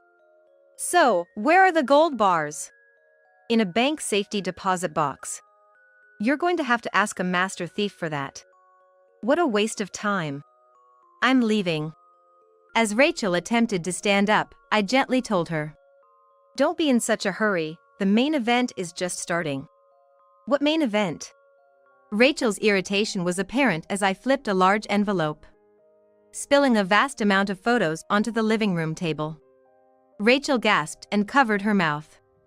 No wonder, the photos showed her out at night, happily walking through nightlife districts arm in arm with a man, and entering nightclubs with bags from high-end brands. Rachel, I heard you were quite the delinquent back home. Did you research that too? Your hometown is where our second factory is located. You were quite the troublemaker, breaking shop signs and factory windows. That's in the past, I've forgotten about it. Rachel defiantly lifted her chin. Oh really? But these are recent. I laid out a few photos, tilting my head. Strange. You're a stay-at-home wife, right? Where's the money for these night outs coming from? Maybe Dan's card? Rachel, panicking, pleaded with me. Please, keep it a secret from Dan. If he finds out I've been using his card and even resorted to loan sharks, he'll definitely divorce me. So, you set the fire. Tried to burn me along with the house, how terrible. I said mockingly, and Rachel's face turned into a mask of rage, her voice shrill. Burning you was the quickest way. Either get the insurance money, or at least the sickness allowance if it fails. I mean, burning that old house was better. Living there was making me sick. A rebuild would have made your late husband happy, wouldn't it? I sneered. My patience is running thin. That house was rebuilt when Dan was born. After discussing with my husband, we decided on a traditional architecture that suited wedding ceremonies and rooms. You have no right to comment as a freeloader. Rachel's forehead vein bulged. I'm going to the restroom, don't leave just yet. I insisted and headed to the washroom. As soon as the bathroom door closed, a man's sharp voice rang out. Hey, what are you doing? Rushing back to the living room, I found Rachel being restrained by two men in suits. A bottle of pills rolled across the floor. Rachel attempted to drug Kelly's coffee with a sleep inducer. Rachel, you are under arrest for assault. What? Why are there detectives in the next room? Of course. Talking to an arsonist alone is too dangerous. I shrugged, and Rachel glared at me with piercing eyes. Can we take your earlier statement as a confession? I didn't say I set the fire. Then, let's discuss the other charges at the station. Other charges? Rachel looked bewildered, and I smiled at her. The mischief you got up to when you were 18. Remember breaking the factory windows? Oh, that pathetic factory. Our second factory. The broken window damaged an important machine, causing a week's shutdown and significant financial loss. I explained politely. Back then, we couldn't pinpoint the suspect, but thanks to the detectives' inquiries in Rachel's hometown this time, we could identify you as the culprit. I told Rachel, whose expression stiffened. All that over something from 10 years ago? We still claim damages. I said with a full smile. The total damage and compensation might be around $200,000. $200,000? I can't pay that amount. Rachel trembled, her face pale, as the detective handcuffed her. Rachel, you're under arrest for suspicion of assault. The detective declared as Rachel was led away, and I finally breathed a sigh of relief. The plan by Dan and his wife unfolded just as I had suspected. They went out to the mall as a family, setting a meet-up time with Anna to split up. Dan's unexpected departure to smoke a cigarette, which was actually to retrieve the gold bars from the house, was unforeseen by Rachel. She, following the plan, doused a stack of newspapers in the parking lot with kerosene and set it on fire. Dan, mistaking the execution day by a week, got caught in the act. Rachel, the perpetrator of the arson, faced charges for attempted murder by arson, drugging my coffee with a sleep inducer for assault, and the vandalism from 10 years ago. Eager for a quick settlement, I agreed on a $100,000 settlement to facilitate Rachel's social rehabilitation. Rachel, burdened with a massive debt of $320,000, including the unauthorized use of Dan's card amounting to $20,000, the settlement of $100,000, and the vandalism charge of $200,000, works tirelessly at our factory from dawn till dusk to pay it off monthly. She seems to be sobbing at work, saying it'll take a lifetime to pay off. Dan, who had conspired with Rachel planning to split my insurance money, was arrested after his discharge. We settled with a $100,000 payment, withdrawing the complaint and having him work at our factory. The harsh working conditions of hot summers and freezing winters must be tough for Dan, who used to switch jobs whenever he disliked something. However, after threatening him with the possibility of jail and the option to sue again, he quieted down. Despite Dan's fury over Rachel's misuse of his card, they lived together in the factory's company housing, arguing but not divorcing to avoid extra living costs. I bought a condo near Anna's elementary school with the fire insurance payout, and we began living together. Dan and Rachel, insisting on seeing Anna, have been pestering us, but since she wants to avoid them for now, their reunion seems to be on hold. The compensation from Rachel for the vandalism goes into the factory's funds. Despite being separated from her parents, Anna shows no sign of loneliness and goes to school cheerfully. When I'm busy, she cooks something, or even does the shopping for me. Living with my adorable granddaughter is more comfortable than I had imagined. I plan to continue overseeing the factory my husband left behind while living with my granddaughter. My name is Natalie Thompson, and I'm 46 years old. I'm a married working mom, 16 years into marriage. I live with my husband, our 15-year-old daughter Lisa, and my in-laws, making us a family of 5. We might seem like a happy family, but an event led to our dispersion. What is this? What are you trying to do? The trigger was a divorce paper that my husband Michael presented to me when he came home. Michael, who handed me the filled-out divorce form, dropped a bombshell. My mistress is pregnant. I want to marry her, so I want a divorce from you. Are you kidding? This is no joke. I met her about a year ago, and now she's pregnant with my child. She's just 21 and a part-time employee. It would be cruel to make her have the baby alone, wouldn't it? So, I'm gonna take responsibility and marry her. You just need to sign this divorce paper and submit it to the city hall. Just submit it to the city hall. You do realize you're married, right? I know, that's why I brought the divorce paper. It's not about that. I have no clue what you're trying to say. What about Lisa? Do you not care about her at all? I never said I don't care. But Lisa is already 15. She's not at an age where she'll miss having a dad around. Besides, she's been quite distant lately, maybe it's her rebellious phase, but she avoids me and barely talks. Maybe it's better for her if I'm not around. I'll give you Lisa's custody. Are you serious? Yes, I'm serious. I'm planning to divorce you as soon as possible. I won't change my mind. My husband said this without any remorse. At that moment, I lost all affection for him and accepted the divorce. However, he then said something even more unbelievable. Then, even after we divorce, I'll need you to take care of my parents. What did you say? I mean, I'm entrusting the care of my parents to you. 5 years ago, when my father-in-law hurt his back, we started living with my in-laws. Initially, it was agreed that I would take care of them, but once we started living together, Michael hardly contributed to their care, leaving everything to me.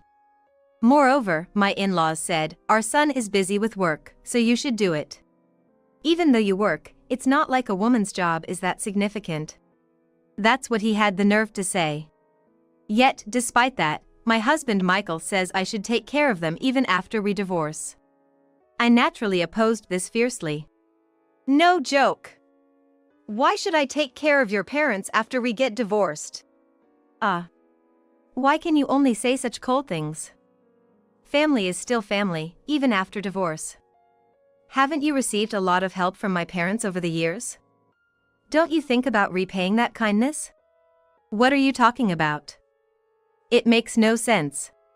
Perhaps hearing our conversation, my in-laws came into the living room from another room. Mother-in-law, please listen. I heard the conversation. There's going to be a child, right?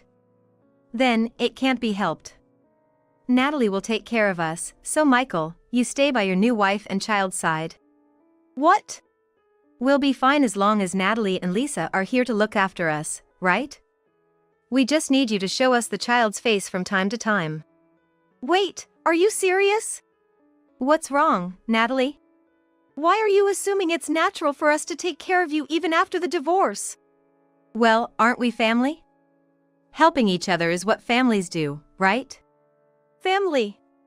He's betraying our family, cheating with a younger woman, and you talk about family? My in-laws didn't seem to understand what I was saying at all. Ever since we got married, they've always sided with my husband. My opinion hardly mattered. That's when it happened. I'm home. Our daughter Lisa, who had been at a study session, returned home.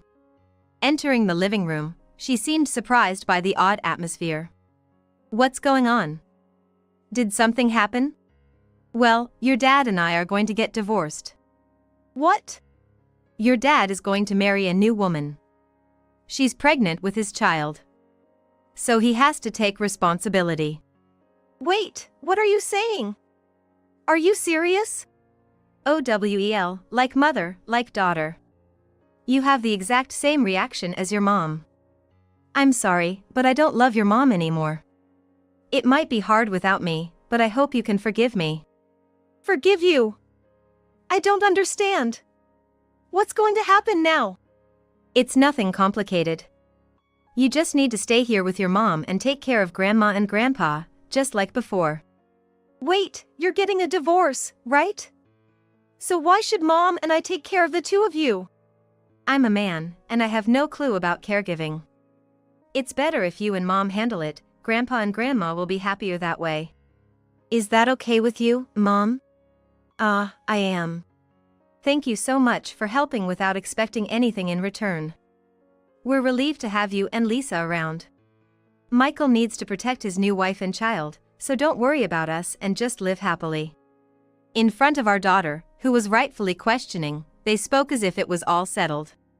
However, they didn't know that their world would turn upside down with my next statement. As I said before, I have no intention of taking care of you too. And I certainly won't make Lisa do it either. Why are you being so stubborn? Yes, Lisa is our granddaughter, right? What's wrong with a granddaughter taking care of her grandparents? Even if you're divorced, a granddaughter is still a granddaughter. And you, as her mother, have a duty to take care of us. Isn't it too cold to say that it's over just because of the divorce? Why should I take care of Michael's parents, who will be strangers to me after the divorce? That's because you seem to be under some misconception. If we're getting divorced, you two will naturally have to move out of this house. What? Why do we have to leave this house? This house was bought by our son, right? Natalie, you have no right to kick us out. Yes, I do. Because this house is mine, I bought it. What? Right, dear? That's, well. What do you mean? Isn't this the house you bought? You said you bought a big house for the family when you got promoted. That was all a lie. A lie. Do you in-laws even know how much he earns? Hey, you don't have to go that far. If I hadn't spoken up, we wouldn't be in this situation. We've come this far, it's better to tell everything. What are you talking about? What do you mean? Simply put, he earns less than I do. He doesn't make enough to afford such a large house. What? His company is a subcontractor for the company I work for. Didn't I tell you? We met through work. He came to sell something to my office, and I was drawn to his dedication. But I never imagined that, 16 years into our marriage, he'd come and tell me he wants a divorce because he got a younger woman pregnant. What? Is that story true? Well, I'll add that since he moved in, he hasn't contributed to the household expenses at all. From utilities to groceries, I've been paying for everything, including your living expenses. That can't be. We were giving our son part of our pension as living expenses, weren't we? Weren't you getting that from your son? Didn't I tell you? I never received any money from him for living expenses. Then where did our pensions go? Who knows? Maybe he's been supporting his mistress with it? What? The nerve of him to ask me to keep looking after you too after the divorce, not because he's staying in the house he bought, but in the house I bought with my earnings. How can he say that with a straight face? After hearing my story, the three of them fell silent. After thinking for a bit, my father-in-law asked my husband, "Why did you lie about buying the house when it was Natalie who bought it? You told us you bought it for the family, that you were providing for us. Yes, you said since it's your house, there's no need to hold back. We thought that's why you invited us to live with you." Well, Hey, you're being asked a question. Can't answer for yourself? Then let me. It seems he felt inferior because he earns less than his wife. He was too embarrassed, so he begged me to pretend he bought the house. There's no rule that men have to earn more than women, or that the breadwinner has to be the man. But I can somewhat understand his desire. So, as he wished, I kept it secret that I bought the house, and we've been pretending it's his. He must have forgotten about it since he asked me to take care of his parents in this house. And the unknowing in-laws believed their son's words. That's the situation. Even now, do you still expect me to take care of you? I'll say it again, this is my house that I bought. I have the right to decide who lives here. I've been patient until now, but from today, this house is only for Lisa and me. So, the three of you, please pack your things and leave my house immediately. I was surprised myself at how fluently the words came out. I guess all my pent-up feelings had exploded. Then, the in-laws suddenly prostrated before me. They must have panicked realizing they were being kicked out. We had no idea it would come to this. We've caused so much trouble, and we're truly sorry. But if Natalie kicks us out, we have nowhere to go. Our parents are gone, and we have no family home to return to. Our siblings live far in the countryside. With my bad leg, I can't live in such a remote place. Please, let us stay here. I'm so sorry for not understanding Natalie's feelings and pushing everything onto her. I must have been the worst mother-in-law. But now that I know the situation, I'll change my heart and help Natalie. I'll do whatever you ask, just let us stay here. I don't want to be separated from Lisa. The two of them were sobbing and apologizing to me. How absurd. They weren't blaming my husband, the root cause of this mess, but still trying to rely on me. They just don't get it. Just as I was about to speak up, Lisa interjected. Grandpa, Grandma, you really don't get it, do you? After hearing everything, why are you still trying to get Mom to take care of you? Normally, you'd be blaming Dad for causing this, right? A child shouldn't be speaking like that. Go to your room. Why should I? You were planning to make me help with taking care of you, right? Then I'm involved. Saying that it's a grandchild's job to look after grandparents but now telling me to keep out because I'm just a child? Can you stop flipping between treating me as an adult or a child based on what suits you? How cheeky. If you have nowhere to go, why not go to Dad's place? After the divorce, he's going to live with his mistress, right? If you have nowhere to go, you should go there. You both said it, right? It's the job of grandchildren and daughters-in-law to take care of you. Mom won't be a daughter-in-law anymore, so why not rely on the new one?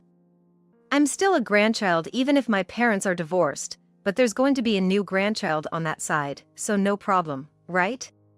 Lisa's rebuttal left them speechless. The in-laws looked at each other in surprise.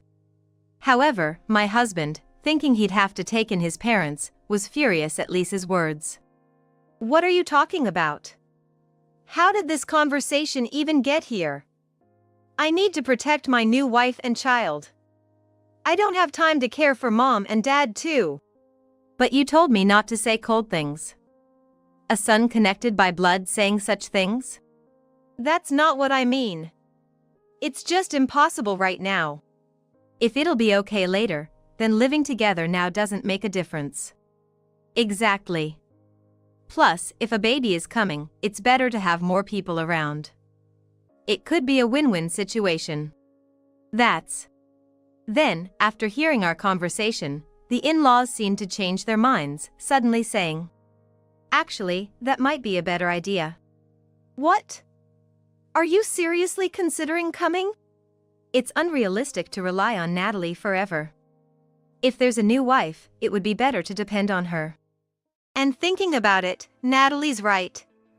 If a child is coming, more hands are needed. Especially since you'll be working hard for your family, right? Then it's better if she and we take care of the child. We have to help out. Hey, wait a minute, both of you. The three of them, leaving us behind, had a mini-family argument. In the end, it seemed my husband gave in and decided to take his parents to his mistress's house. The in-laws, having secured a new place to rely on, happily packed their bags and left with my deeply sighing husband. However, unbelievably, within 3 hours, the trio returned. What's the meaning of this? Returning home less than 3 hours after you left? Well, actually. My husband, with a pale face, responded to my inquiry. She kicked us out. What? That's right, she kicked us out. After leaving our house, he took his parents to his mistress's place. I heard about your situation from your son. You've been through a lot. But don't worry anymore. We're here to help. Wait, what do you mean? Sorry for showing up unannounced. It's a long story, but for now, can we come in? I can't let you in, can I? What? Why should I let you in? But we're going to get married. Married? I've been pretending not to know, but you're pregnant with my child, aren't you? That's why I handed the divorce papers to my wife and left the house. What have you been saying? I saw it, the used pregnancy test, in your bathroom. I checked online, and if both lines are there, it means you're pregnant. You must have left it there to tell me later, right? I'm sorry for looking without permission. But if you leave something like that out in the open, I'll notice it. You've been turning down meals recently because you weren't feeling well, right? That's what's going on, isn't it? You don't have to hide anything anymore. I want you to feel safe to have my child now that we'll be here for you. Then she said to him, Are you an idiot? Yes, I'm pregnant, but this child isn't yours. It's not my child. What are you saying, then whose child is it? It's my boyfriend's, obviously. Boyfriend. But that's not me. Do you really think you're my boyfriend? Did you honestly believe that all this time? But we've been involved for a year since we met. Of course not. Where did we meet, remember?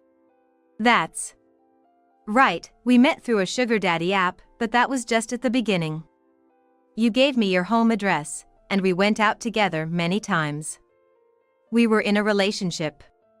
That's ridiculous. I never promised to marry you, and we were never officially together. You've misunderstood everything and brought your parents here. What were you thinking? What? Yes, the woman he thought he was dating was someone he met on a sugar daddy app. A misunderstanding?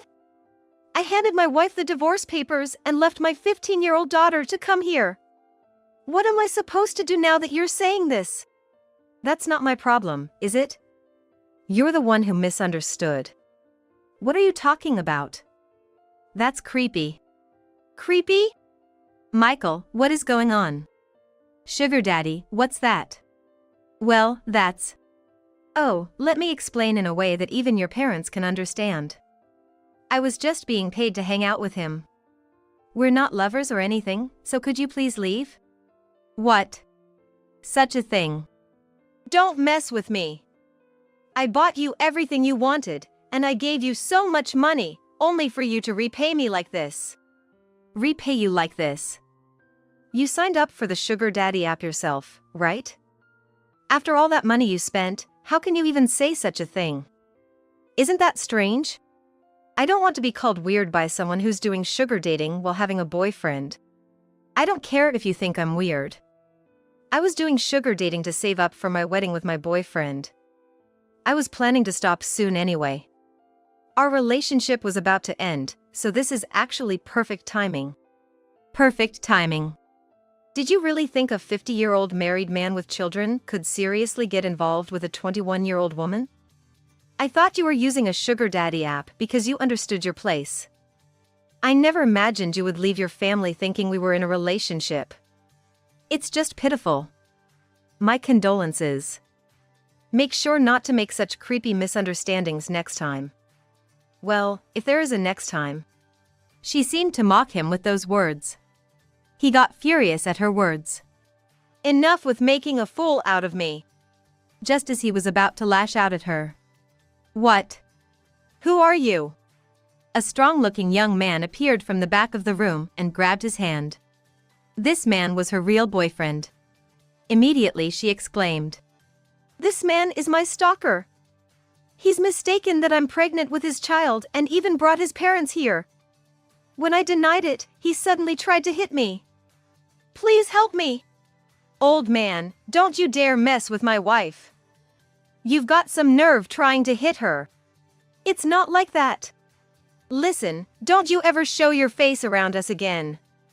If I see you one more time, you won't get off so easily. Jeez. Michael, maybe it's best we go home. Yeah, let's go back. Damn it. And so, the three of them were chased away by the couple and returned to our house. That damn brat. I won't forgive her. I'll sue her for fraud. What?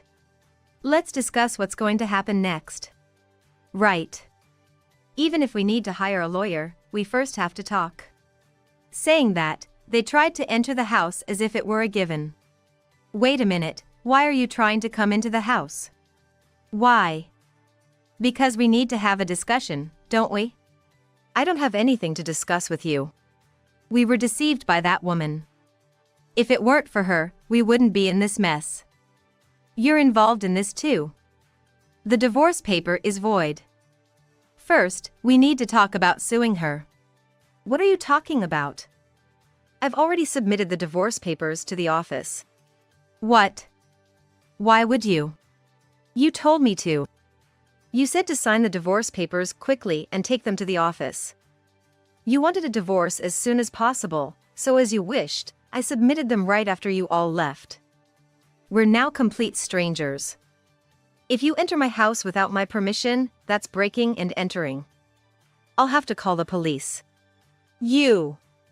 What are you doing? I don't accept this. We need to talk. My ex-husband tried to forcefully enter the house.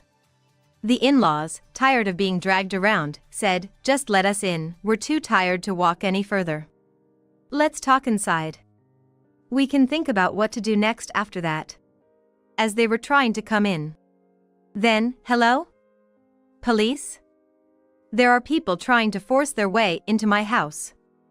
They're all strangers to me. Please come quickly. My daughter, likely having heard our conversation from inside, was speaking on her smartphone while heading to the entrance.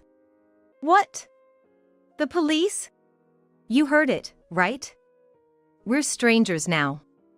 If strangers try to enter someone's house, of course, you call the police. Even a child knows that. But calling the police, isn't that an overreaction? Do you want us to get arrested? Why not? We're strangers after all. All you talk about is strangers. Don't you have anything else to say? It's your fault that it's come to this. Excuse me? It's because you were too busy with parenting and caregiving and didn't pay attention to me. That's why I ended up using that sugar daddy app. Hey, don't blame me, okay? This is all your fault. Whether it's parenting or caregiving, you've always treated it as someone else's problem. Despite it all being related to you, you pushed everything onto me. You've always acted like you were still single. That's why we're in this situation. All right, I apologize. Let's start over. You, me, Lisa, and your parents, the 5 of us, working together, can start afresh. It's all too late now. No matter what you say, I have no intention of starting over with you. Besides, is this really the time to be having this conversation? What? Aren't the police Lisa called going to arrive soon? Once the police get here, the neighbors will likely come to see what's happening. Are you okay with becoming the talk of the neighborhood after being rejected by the woman you thought was your mistress and then crawling back here? With that, the three of them started to fidget and hurriedly left. Really? Mom, are you okay? I'm fine. But, calling the police, wasn't that a bit much? I'll have to apologize when the officers arrive. Don't worry, the police aren't coming. What? I just pretended to call the police. I figured they would run off if I did that. Lisa. I mean, this is our home, right? We don't want them to come back again. I hugged my daughter tightly as she said this with a smile. Months have passed since then, and they never appeared before us again. Afterward, I wondered where they went without a place to stay. It seems they couldn't figure out what to do next, and ended up renting a small apartment together as a trio. And why do I know this? Well, what is this? A demand for alimony and child support? Why is this being sent to my place? I had a lawyer track down his whereabouts to demand alimony for his affair and child support for our daughter. Initially, he refused to pay, but that wasn't going to fly.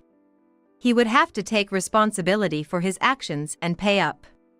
According to what I heard, life wasn't as easy for the three of them as they had thought. Hey, Mom! Didn't I tell you to do the laundry and clean up before I got back? What are you talking about? You said you would do it. I was busy taking care of Dad. How could I possibly do that? There's no need to talk like it's a bother. I didn't hurt my back on purpose.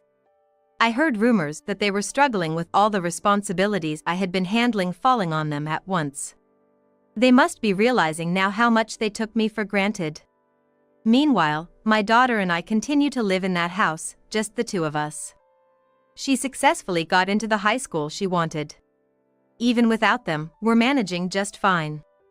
However, even though my daughter shows me smiles, she might be grieving the loss of her father and grandparents inside. With that thought, I asked her. I'm sorry, because of me, you can't live with your dad, grandpa, and grandma anymore. Are you okay? Are you not struggling? Then my daughter looked at me, bewildered, and answered. What are you talking about? Why would I struggle? I'm fine as long as I have you, Mom. Actually, I should be the one apologizing. Huh? I'm sorry I couldn't help you when you were going through tough times. From now on, I'll be there to support you, so don't worry. My daughter, who I thought was just a little girl, reassured me with her strong words. Just those words alone make me feel like I can face whatever comes our way. I resolved once again to protect her with all my might until the day she leaves my side. My brother is a gangster, you know. A punk picking a fight threatens my husband by hinting at the existence of his gangster brother. Yet, my husband retorts with a calm demeanor. Angered by this, the punk douses my husband with whiskey. So much for our restaurant date. I stayed quiet because I didn't want to get involved, but I can't overlook my husband being ridiculed like this. The punk will end up regretting his actions and not even crying, and apologizing will be enough to be forgiven. My name is Sarah. This year, I married Roy, whom I've been dating for 3 years, and we've been enjoying a blissful newlywed life. Roy is my pride and joy. With his well-defined features, a height of 6 feet 2 inches, long limbs, he's what you'd call a head-turner. But Roy's appeal isn't just skin deep. He understands me better than anyone else, took on the role of a homemaker to support my busy work life, and manages everything at home. And, above all, he's incredibly kind. He always puts me first. Roy truly is my pride and joy, and I believe there's no better husband out there. Roy says the same about me. There's no better wife out there. It might sound like we're just showing off to others, but we are a couple who truly respect and cherish each other.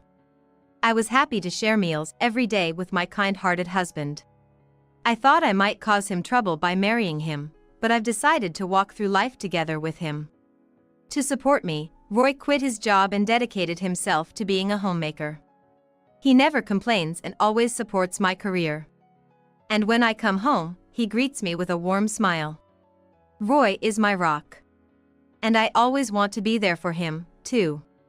Even when I come home late, he's prepared dinner and waited for me. His cooking, which he initially struggled with, has improved so much that he could open his own restaurant. Just hearing him say welcome home and imagining him cooking for me fills me with joy and love. Roy, thank you for today. You've become too good at cooking. It's delicious. I wasn't great at it at first, but I've come to enjoy it. I think I'm better suited to this than typing away at a computer at work. It's fun thinking about what to make every day so you can have a good day. That makes me happy, thank you. But isn't it hard waiting for me to come home late every day? You can go to sleep first if you want. It's okay. I want to eat with you. It's lonely eating alone. I miss seeing your face. I feel the same way. I'll try to finish work earlier and come home as soon as I can. Thank you for everything. Saying this, enjoying Roy's homemade meals was my happiness. But I worry he might be overextending himself, so when I say he can go to sleep first, I mean it. Even so, I know he waits up for me. Thinking this, I enjoy the macarons he prepared for dessert and the warm tea he made. Did you make these macarons yourself? Yes. Pretty cool, right? Surprisingly easy. Baking is fun too. I feel like I've discovered a new talent. Laughing as he swiftly cleans up, Roy is the epitome of a homemaker. And then, I take a bath he prepared, and get into the neatly made bed. He does the housework perfectly, even though I tell him it's okay to slack off sometimes. He never shows tiredness and always takes care of me. Thanks to Roy, even if I come home late from work, I can sleep well and recover. I feel refreshed in the morning, all thanks to Roy. I'm truly grateful. I work hard, hoping to continue this happy life with Roy forever. When I wake up in the morning, the living room downstairs already smells of coffee. On the table, there's fried eggs, sausage, salad, soup, and perfectly toasted bread. The country-style breakfast I requested. Roy greets me with a fresh smile in the morning. Good morning. Did you sleep well? I did, thank you. I appreciate you making breakfast every morning, but isn't it hard on you? Did you sleep well? You should take it easy and sleep in sometimes, you know? It's fine. I'm just doing it because I enjoy it. Come on, eat up. I put lots of veggies in the soup, so it's packed with nutrients. Saying that, we sit down and eat breakfast together. I wonder if there's something I can do for Roy, who always works so hard for us. While sipping my soup, I think it over. Come to think of it, we haven't had the chance to enjoy a leisurely meal out together recently because of our busy schedules. Hey, Roy. How about we go on a date this Saturday? It's been a while. Let's go to that place we used to love. That place is a restaurant, and has been our go-to even before we got married. It's a cozy restaurant that's not too pricey or pretentious, where we can relax and enjoy ourselves. Roy has always loved the meal there. That sounds great, I'd love to go. But are you sure about work? You're not pushing yourself too hard? I want to go out with you too. Work's fine, I can make adjustments. Hearing that, Roy's face lit up with a childlike smile, making me look forward to Saturday even more. And then, on the promised Saturday, I managed to finish work early and got home by 5 p.m. You're early. I'm just getting ready, so wait a bit for me. I was so excited, I powered through my work this morning. Our reservation isn't until 7 p.m., so take your time getting ready. I relax in the living room, waiting for Roy to finish preparing. It's been a while since I've done my hair. Kinda nervous. It really has been a long time since we've gone out together. I'm sorry for always being so busy. Today, you can eat as much as you like. Really? Awesome. I've already decided what I'm gonna order. Can't wait. Despite his playful words, Roy, dressed in his stylish outfit for going out and with his hair perfectly done, looked so handsome and mature it even made me, his wife, swoon a little. Sorry to keep you waiting. Shall we go? Since we still had time before our reservation, we decided to take a walk near the restaurant, enjoying the beautiful night scenery at a popular date spot. It's really been a while since we've had the chance to just go out like this, hasn't it? Yeah, I'm really sorry for always being so busy. Sarah, you apologize too much. I know you're working hard, and I want to support you. Thanks, Roy. But still, it's nice to go on a date like this once in a while. Yeah, it is. We shared laughs and conversations, enjoying the freshness of our rare date night. While it's always fun spending time at home together, stepping out for a date felt exciting and refreshing. As the time for our dinner reservation approached, we headed to the restaurant. We have a reservation. As soon as we opened the door to the restaurant, we were greeted by loud voices and crude laughter. That's hilarious. You're crazy, man. Though this place is known for its down-to-earth atmosphere. We'd never encountered such rowdy customers before. While curious, I hoped to avoid any trouble and took a seat without paying them much attention. Hey! Where's my drink? I ordered more. Sorry, please give us a moment. We've been waiting. Hurry it up. Their rude behavior was unmistakable.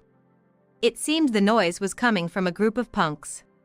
3 young men with flashy hairstyles and visible tattoos were drawing attention to themselves. I observed discreetly, hoping to avoid any involvement. Hey, waiter! Hurry up with our order! We're short-tempered, it's scary when we have to wait. Though already displeased by their behavior, I tried not to let it ruin our special date. Roy seemed unfazed, his eyes sparkling as he examined the menu posted on the wall. What should we start with? Just as Roy was about to catch the waiter's attention, one of the punks caught his eye. Hey, you! You just made eye contact with me, didn't you?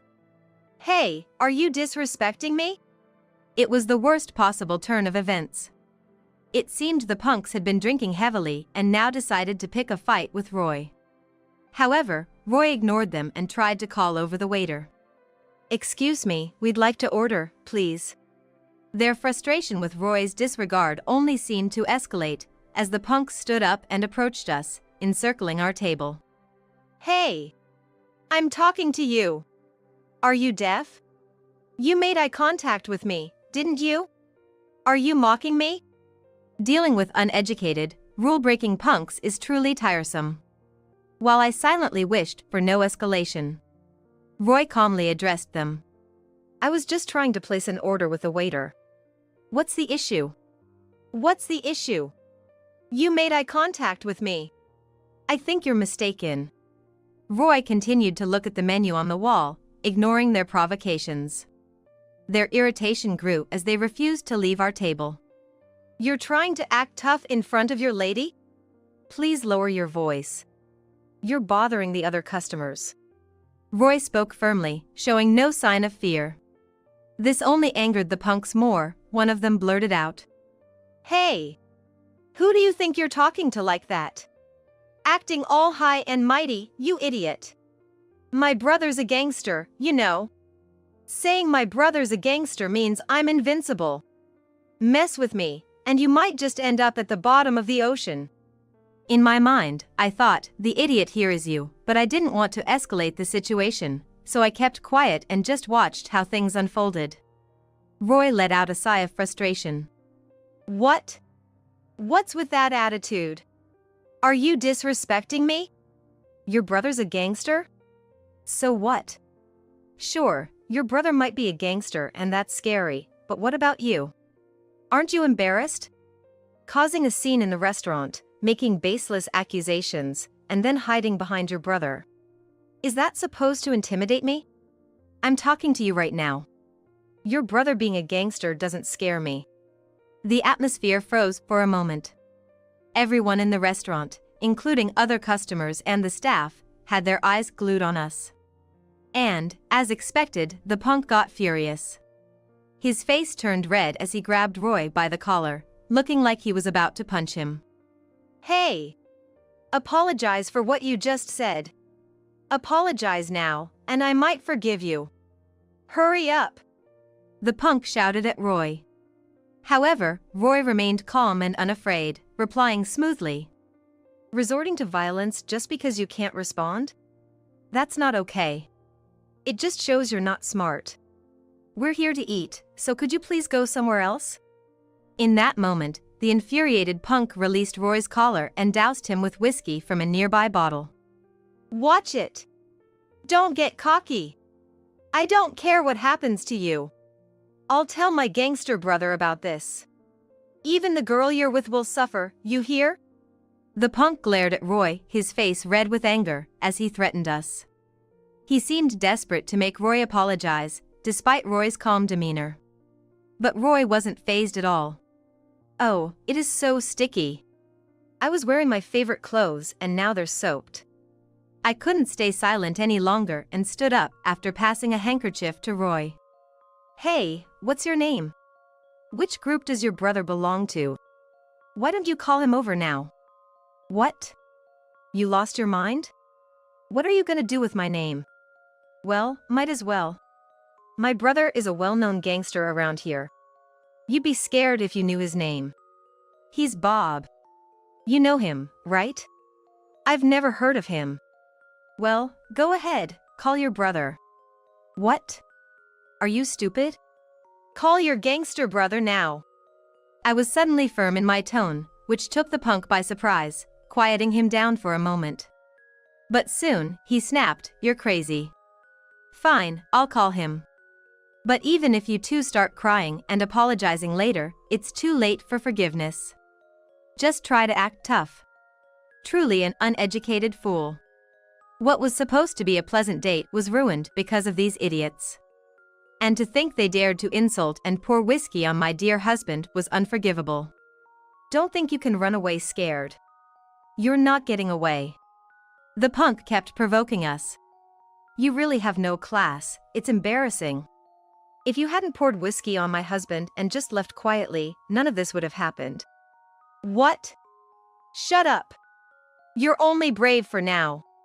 Soon, you'll be crying, begging for mercy, saying please and sorry, idiot. I was thoroughly convinced the idiot was him, but I was too disgusted to say anything. Meanwhile, as we waited for the punk's brother, I also made a phone call. "Hello, it's me." "Yeah, I think you know what's going on." "Hey, don't you dare make a phone call without permission." "Yeah, you heard?" "Well, it can't be helped." "All right, I'll be waiting." After hanging up and a few minutes passed, the brother arrived at the restaurant, panting heavily as if he had run here. "Hey! Over here. Listen, these guys were totally disrespecting us. You gotta beat them up for me." The punk reported to his brother with a smug smile. However, as the brother approached, his expression turned fierce and he suddenly punched the punk.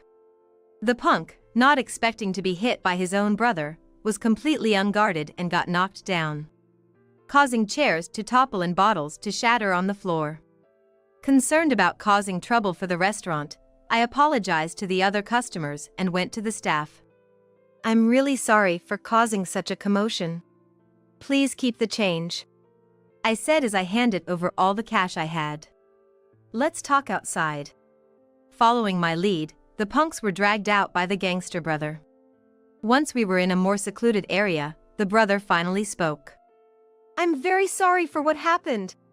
The punk, who had bragged about his gangster brother, was completely lost, not understanding what was happening as his brother apologized. "I can't stand idiots without manners. I'm truly sorry. Hey, you guys! What are you standing around for? Don't you realize the situation you're in? What's gotten into you? We don't need to care about these people." The punks were clearly confused by the unexpected turn of events. They couldn't understand why they, protected by Bob's brother, had to apologize after insulting and being rude to my dear husband, and even pouring whiskey on him. I decided to enlighten the punks about the reality of the situation. The gangster brother you were relying on is actually my subordinate. Get it? He's part of my crew. I'm the boss here. Tough luck, huh? If you had a bit more discernment, you wouldn't have ended up in this mess. Dousing my husband with sake was definitely not okay. Yes, the gangster Bob, whom the punk was counting on, had sworn loyalty to me. Hey! You! You poured sake on the boss's husband? Are you out of your mind? Didn't I tell you not to cause any trouble? No, I didn't know. The punk, who had been barking loudly until now, suddenly became as meek as a puppy. Not knowing isn't an excuse. Just apologize already. I'm sorry. Speak up. Well, never mind. Let's take this slow and talk it out at the office. Hearing this, the punk froze. Then, from a black van parked nearby, Bob's underlings started to disembark. Teach these punks some manners, I said, and the underlings efficiently shoved the punks into the car, leaving Bob's brother behind. Bob had requested to deal with his brother personally. Bob's brother was pale, finally realizing the gravity of his situation. Boss, I am truly, truly sorry. I will take full responsibility for this. Well, that's all well and good, but could you first have this punk's brother apologize properly to my husband? Have you not even apologized yet? Apologize now. Bob barked at his brother, who then turned to my husband, gave a slight bow, and said, I'm sorry.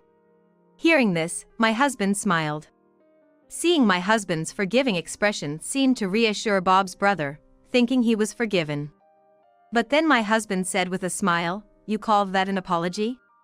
You shouldn't take the adult world lightly. Suddenly, Bob's brother's face went pale, crying and begging for forgiveness. I'm so sorry. I won't ever do something like that again. Please forgive me. I'll pay for the damage. I'm truly sorry. Apologies need to come from the heart to mean anything, you know? Well, I'm fine now. The rest is up to my wife and Bob. Roy stepped back, letting Bob take over. Idiot. Haven't I always told you? Your behavior would bring disaster one day. I've cleaned up your messes before, but this time, there's nothing I can do. I can't forgive you either. The world of gangsters isn't as forgiving as you think. Don't just use my name without understanding the consequences of your actions. Bob was absolutely right. What should I do now? His brother seemed suddenly scared after hearing Bob's words. Bob had already decided on how to handle his brother's situation. Really? You're okay with this? Yes, I've been prepared for this ever since I joined this world. I'm not the type to run away from something like this. I'm truly sorry. This is the result of me being too lenient with you. I'm fine, really. I wasn't harmed. But I can't overlook you pouring on my husband. Bob then dragged his brother into the car and drove off. The world of gangsterism is harsh, huh? Bob, despite everything, really cared for his brother. Makes me feel a bit guilty too. Our world is all about loyalty and strict discipline. Well, it was Bob's decision, so let's just watch over them. It's strange, events like these remind me of the past. My parents were heads of a gangster family. A legacy that goes back generations. Being the only daughter of such a family, I grew up isolated.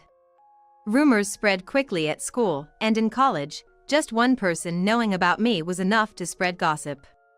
I considered joining a regular company after graduation, but knew it would be difficult if my background was investigated. I struggled with my future, feeling the pressure to continue my family's legacy, but also desiring a normal life. Eventually, I chose to live as a gangster. A world that valued loyalty and human bonds, which suited my personality despite the loneliness. People around me were always cautious, and I couldn't find friends whom I could truly trust. Despite being surrounded by many gangster associates, there was no one who really understood me. I felt profoundly lonely. Roy, my husband, changed that. We met when I was a fresh face in the world. And he stood up to punks despite being outnumbered. Since that time, Roy seemed to have a strong sense of justice, defending someone from punks, which apparently made him a target himself. I helped him. At that time, Roy didn't seem to think I was involved with the gangster. After all, it's not every day that an ordinary woman chases away 5 punks. Thank you so much. You really saved me. You're very strong. What a cool woman. Despite not knowing my background, he thanked me. Are you hungry? If it's okay, I'd like to treat you to a meal. He even invited me for a meal as thanks. Our relationship grew from there. And though I feared telling him about my background, fearing it would end our relationship, his understanding and acceptance only deepened our bond. But I was scared. There had been many people who suddenly changed their attitude or drifted away once they found out I was associated with the gangster. I feared that revealing my true identity would end our relationship. Despite these fears, I continued to date Roy. However, one day, while we were together, a greeting from one of my underlings inadvertently revealed my identity. Boss? My parents were gangster leaders, and I've always lived in that shadow, afraid of being rejected for it. I had a hunch about it pretty early on. You sometimes looked troubled, and I thought it must be hard for you, having to keep something from me. I'm sorry for putting you through that. Having lost my parents when I was young, I'm quite sensitive to feelings of loneliness and isolation. I couldn't ignore it, I could see those same feelings in you. Roy. Meeting Roy made me feel understood for the first time, and that was a joy. Yet, being part of the gangster is different from ordinary life. And the thought of potentially causing him trouble someday made me a bit afraid. Roy, you're truly amazing and kind. But being with me might bring you inconvenience, so maybe. I found myself at a loss for words. Are you suggesting we should break up? I don't want that. I know all the good in you, and being gangster doesn't change who you are. You're you. You've probably had a hard time being the daughter of a gangster, right? You don't have to bear it alone anymore. I'm here for you. Roy said, hugging me gently with a reassuring smile. I have no parents, no close relatives. You're all I have, Sarah. I want to be with you. At that moment, I vowed to spend my life with Roy, to cherish him forever. Yet, now I've dragged him into this situation. And I felt down. Even if Roy seemed calm when confronted by the punks, he might have been scared deep down. If only I had acted sooner. He might now be afraid of me. Thinking he doesn't want a gangster partner. Sarah, are you worrying unnecessarily? I'm sorry for involving you in this. I was afraid it might scare you away. Sarah, are you worrying about things that aren't even an issue? Do you think I can read minds? But seriously, if anything, I trust you more. Having you by my side, there's nothing to fear. And hey, I'm a man too. I've decided to protect you if the need arises. Roy's words reinforced my belief that I had chosen the best partner. Someone who truly understands and supports me. Even amidst the complexities of my life and background. It's clear that protecting those important to us is paramount. It's my responsibility to ensure no one is left alone. That thought solidified in my mind as we moved on from the incident. I'm hungry, we didn't get to eat. Yeah, let's try another place. And with that, we began walking, ready to move forward together.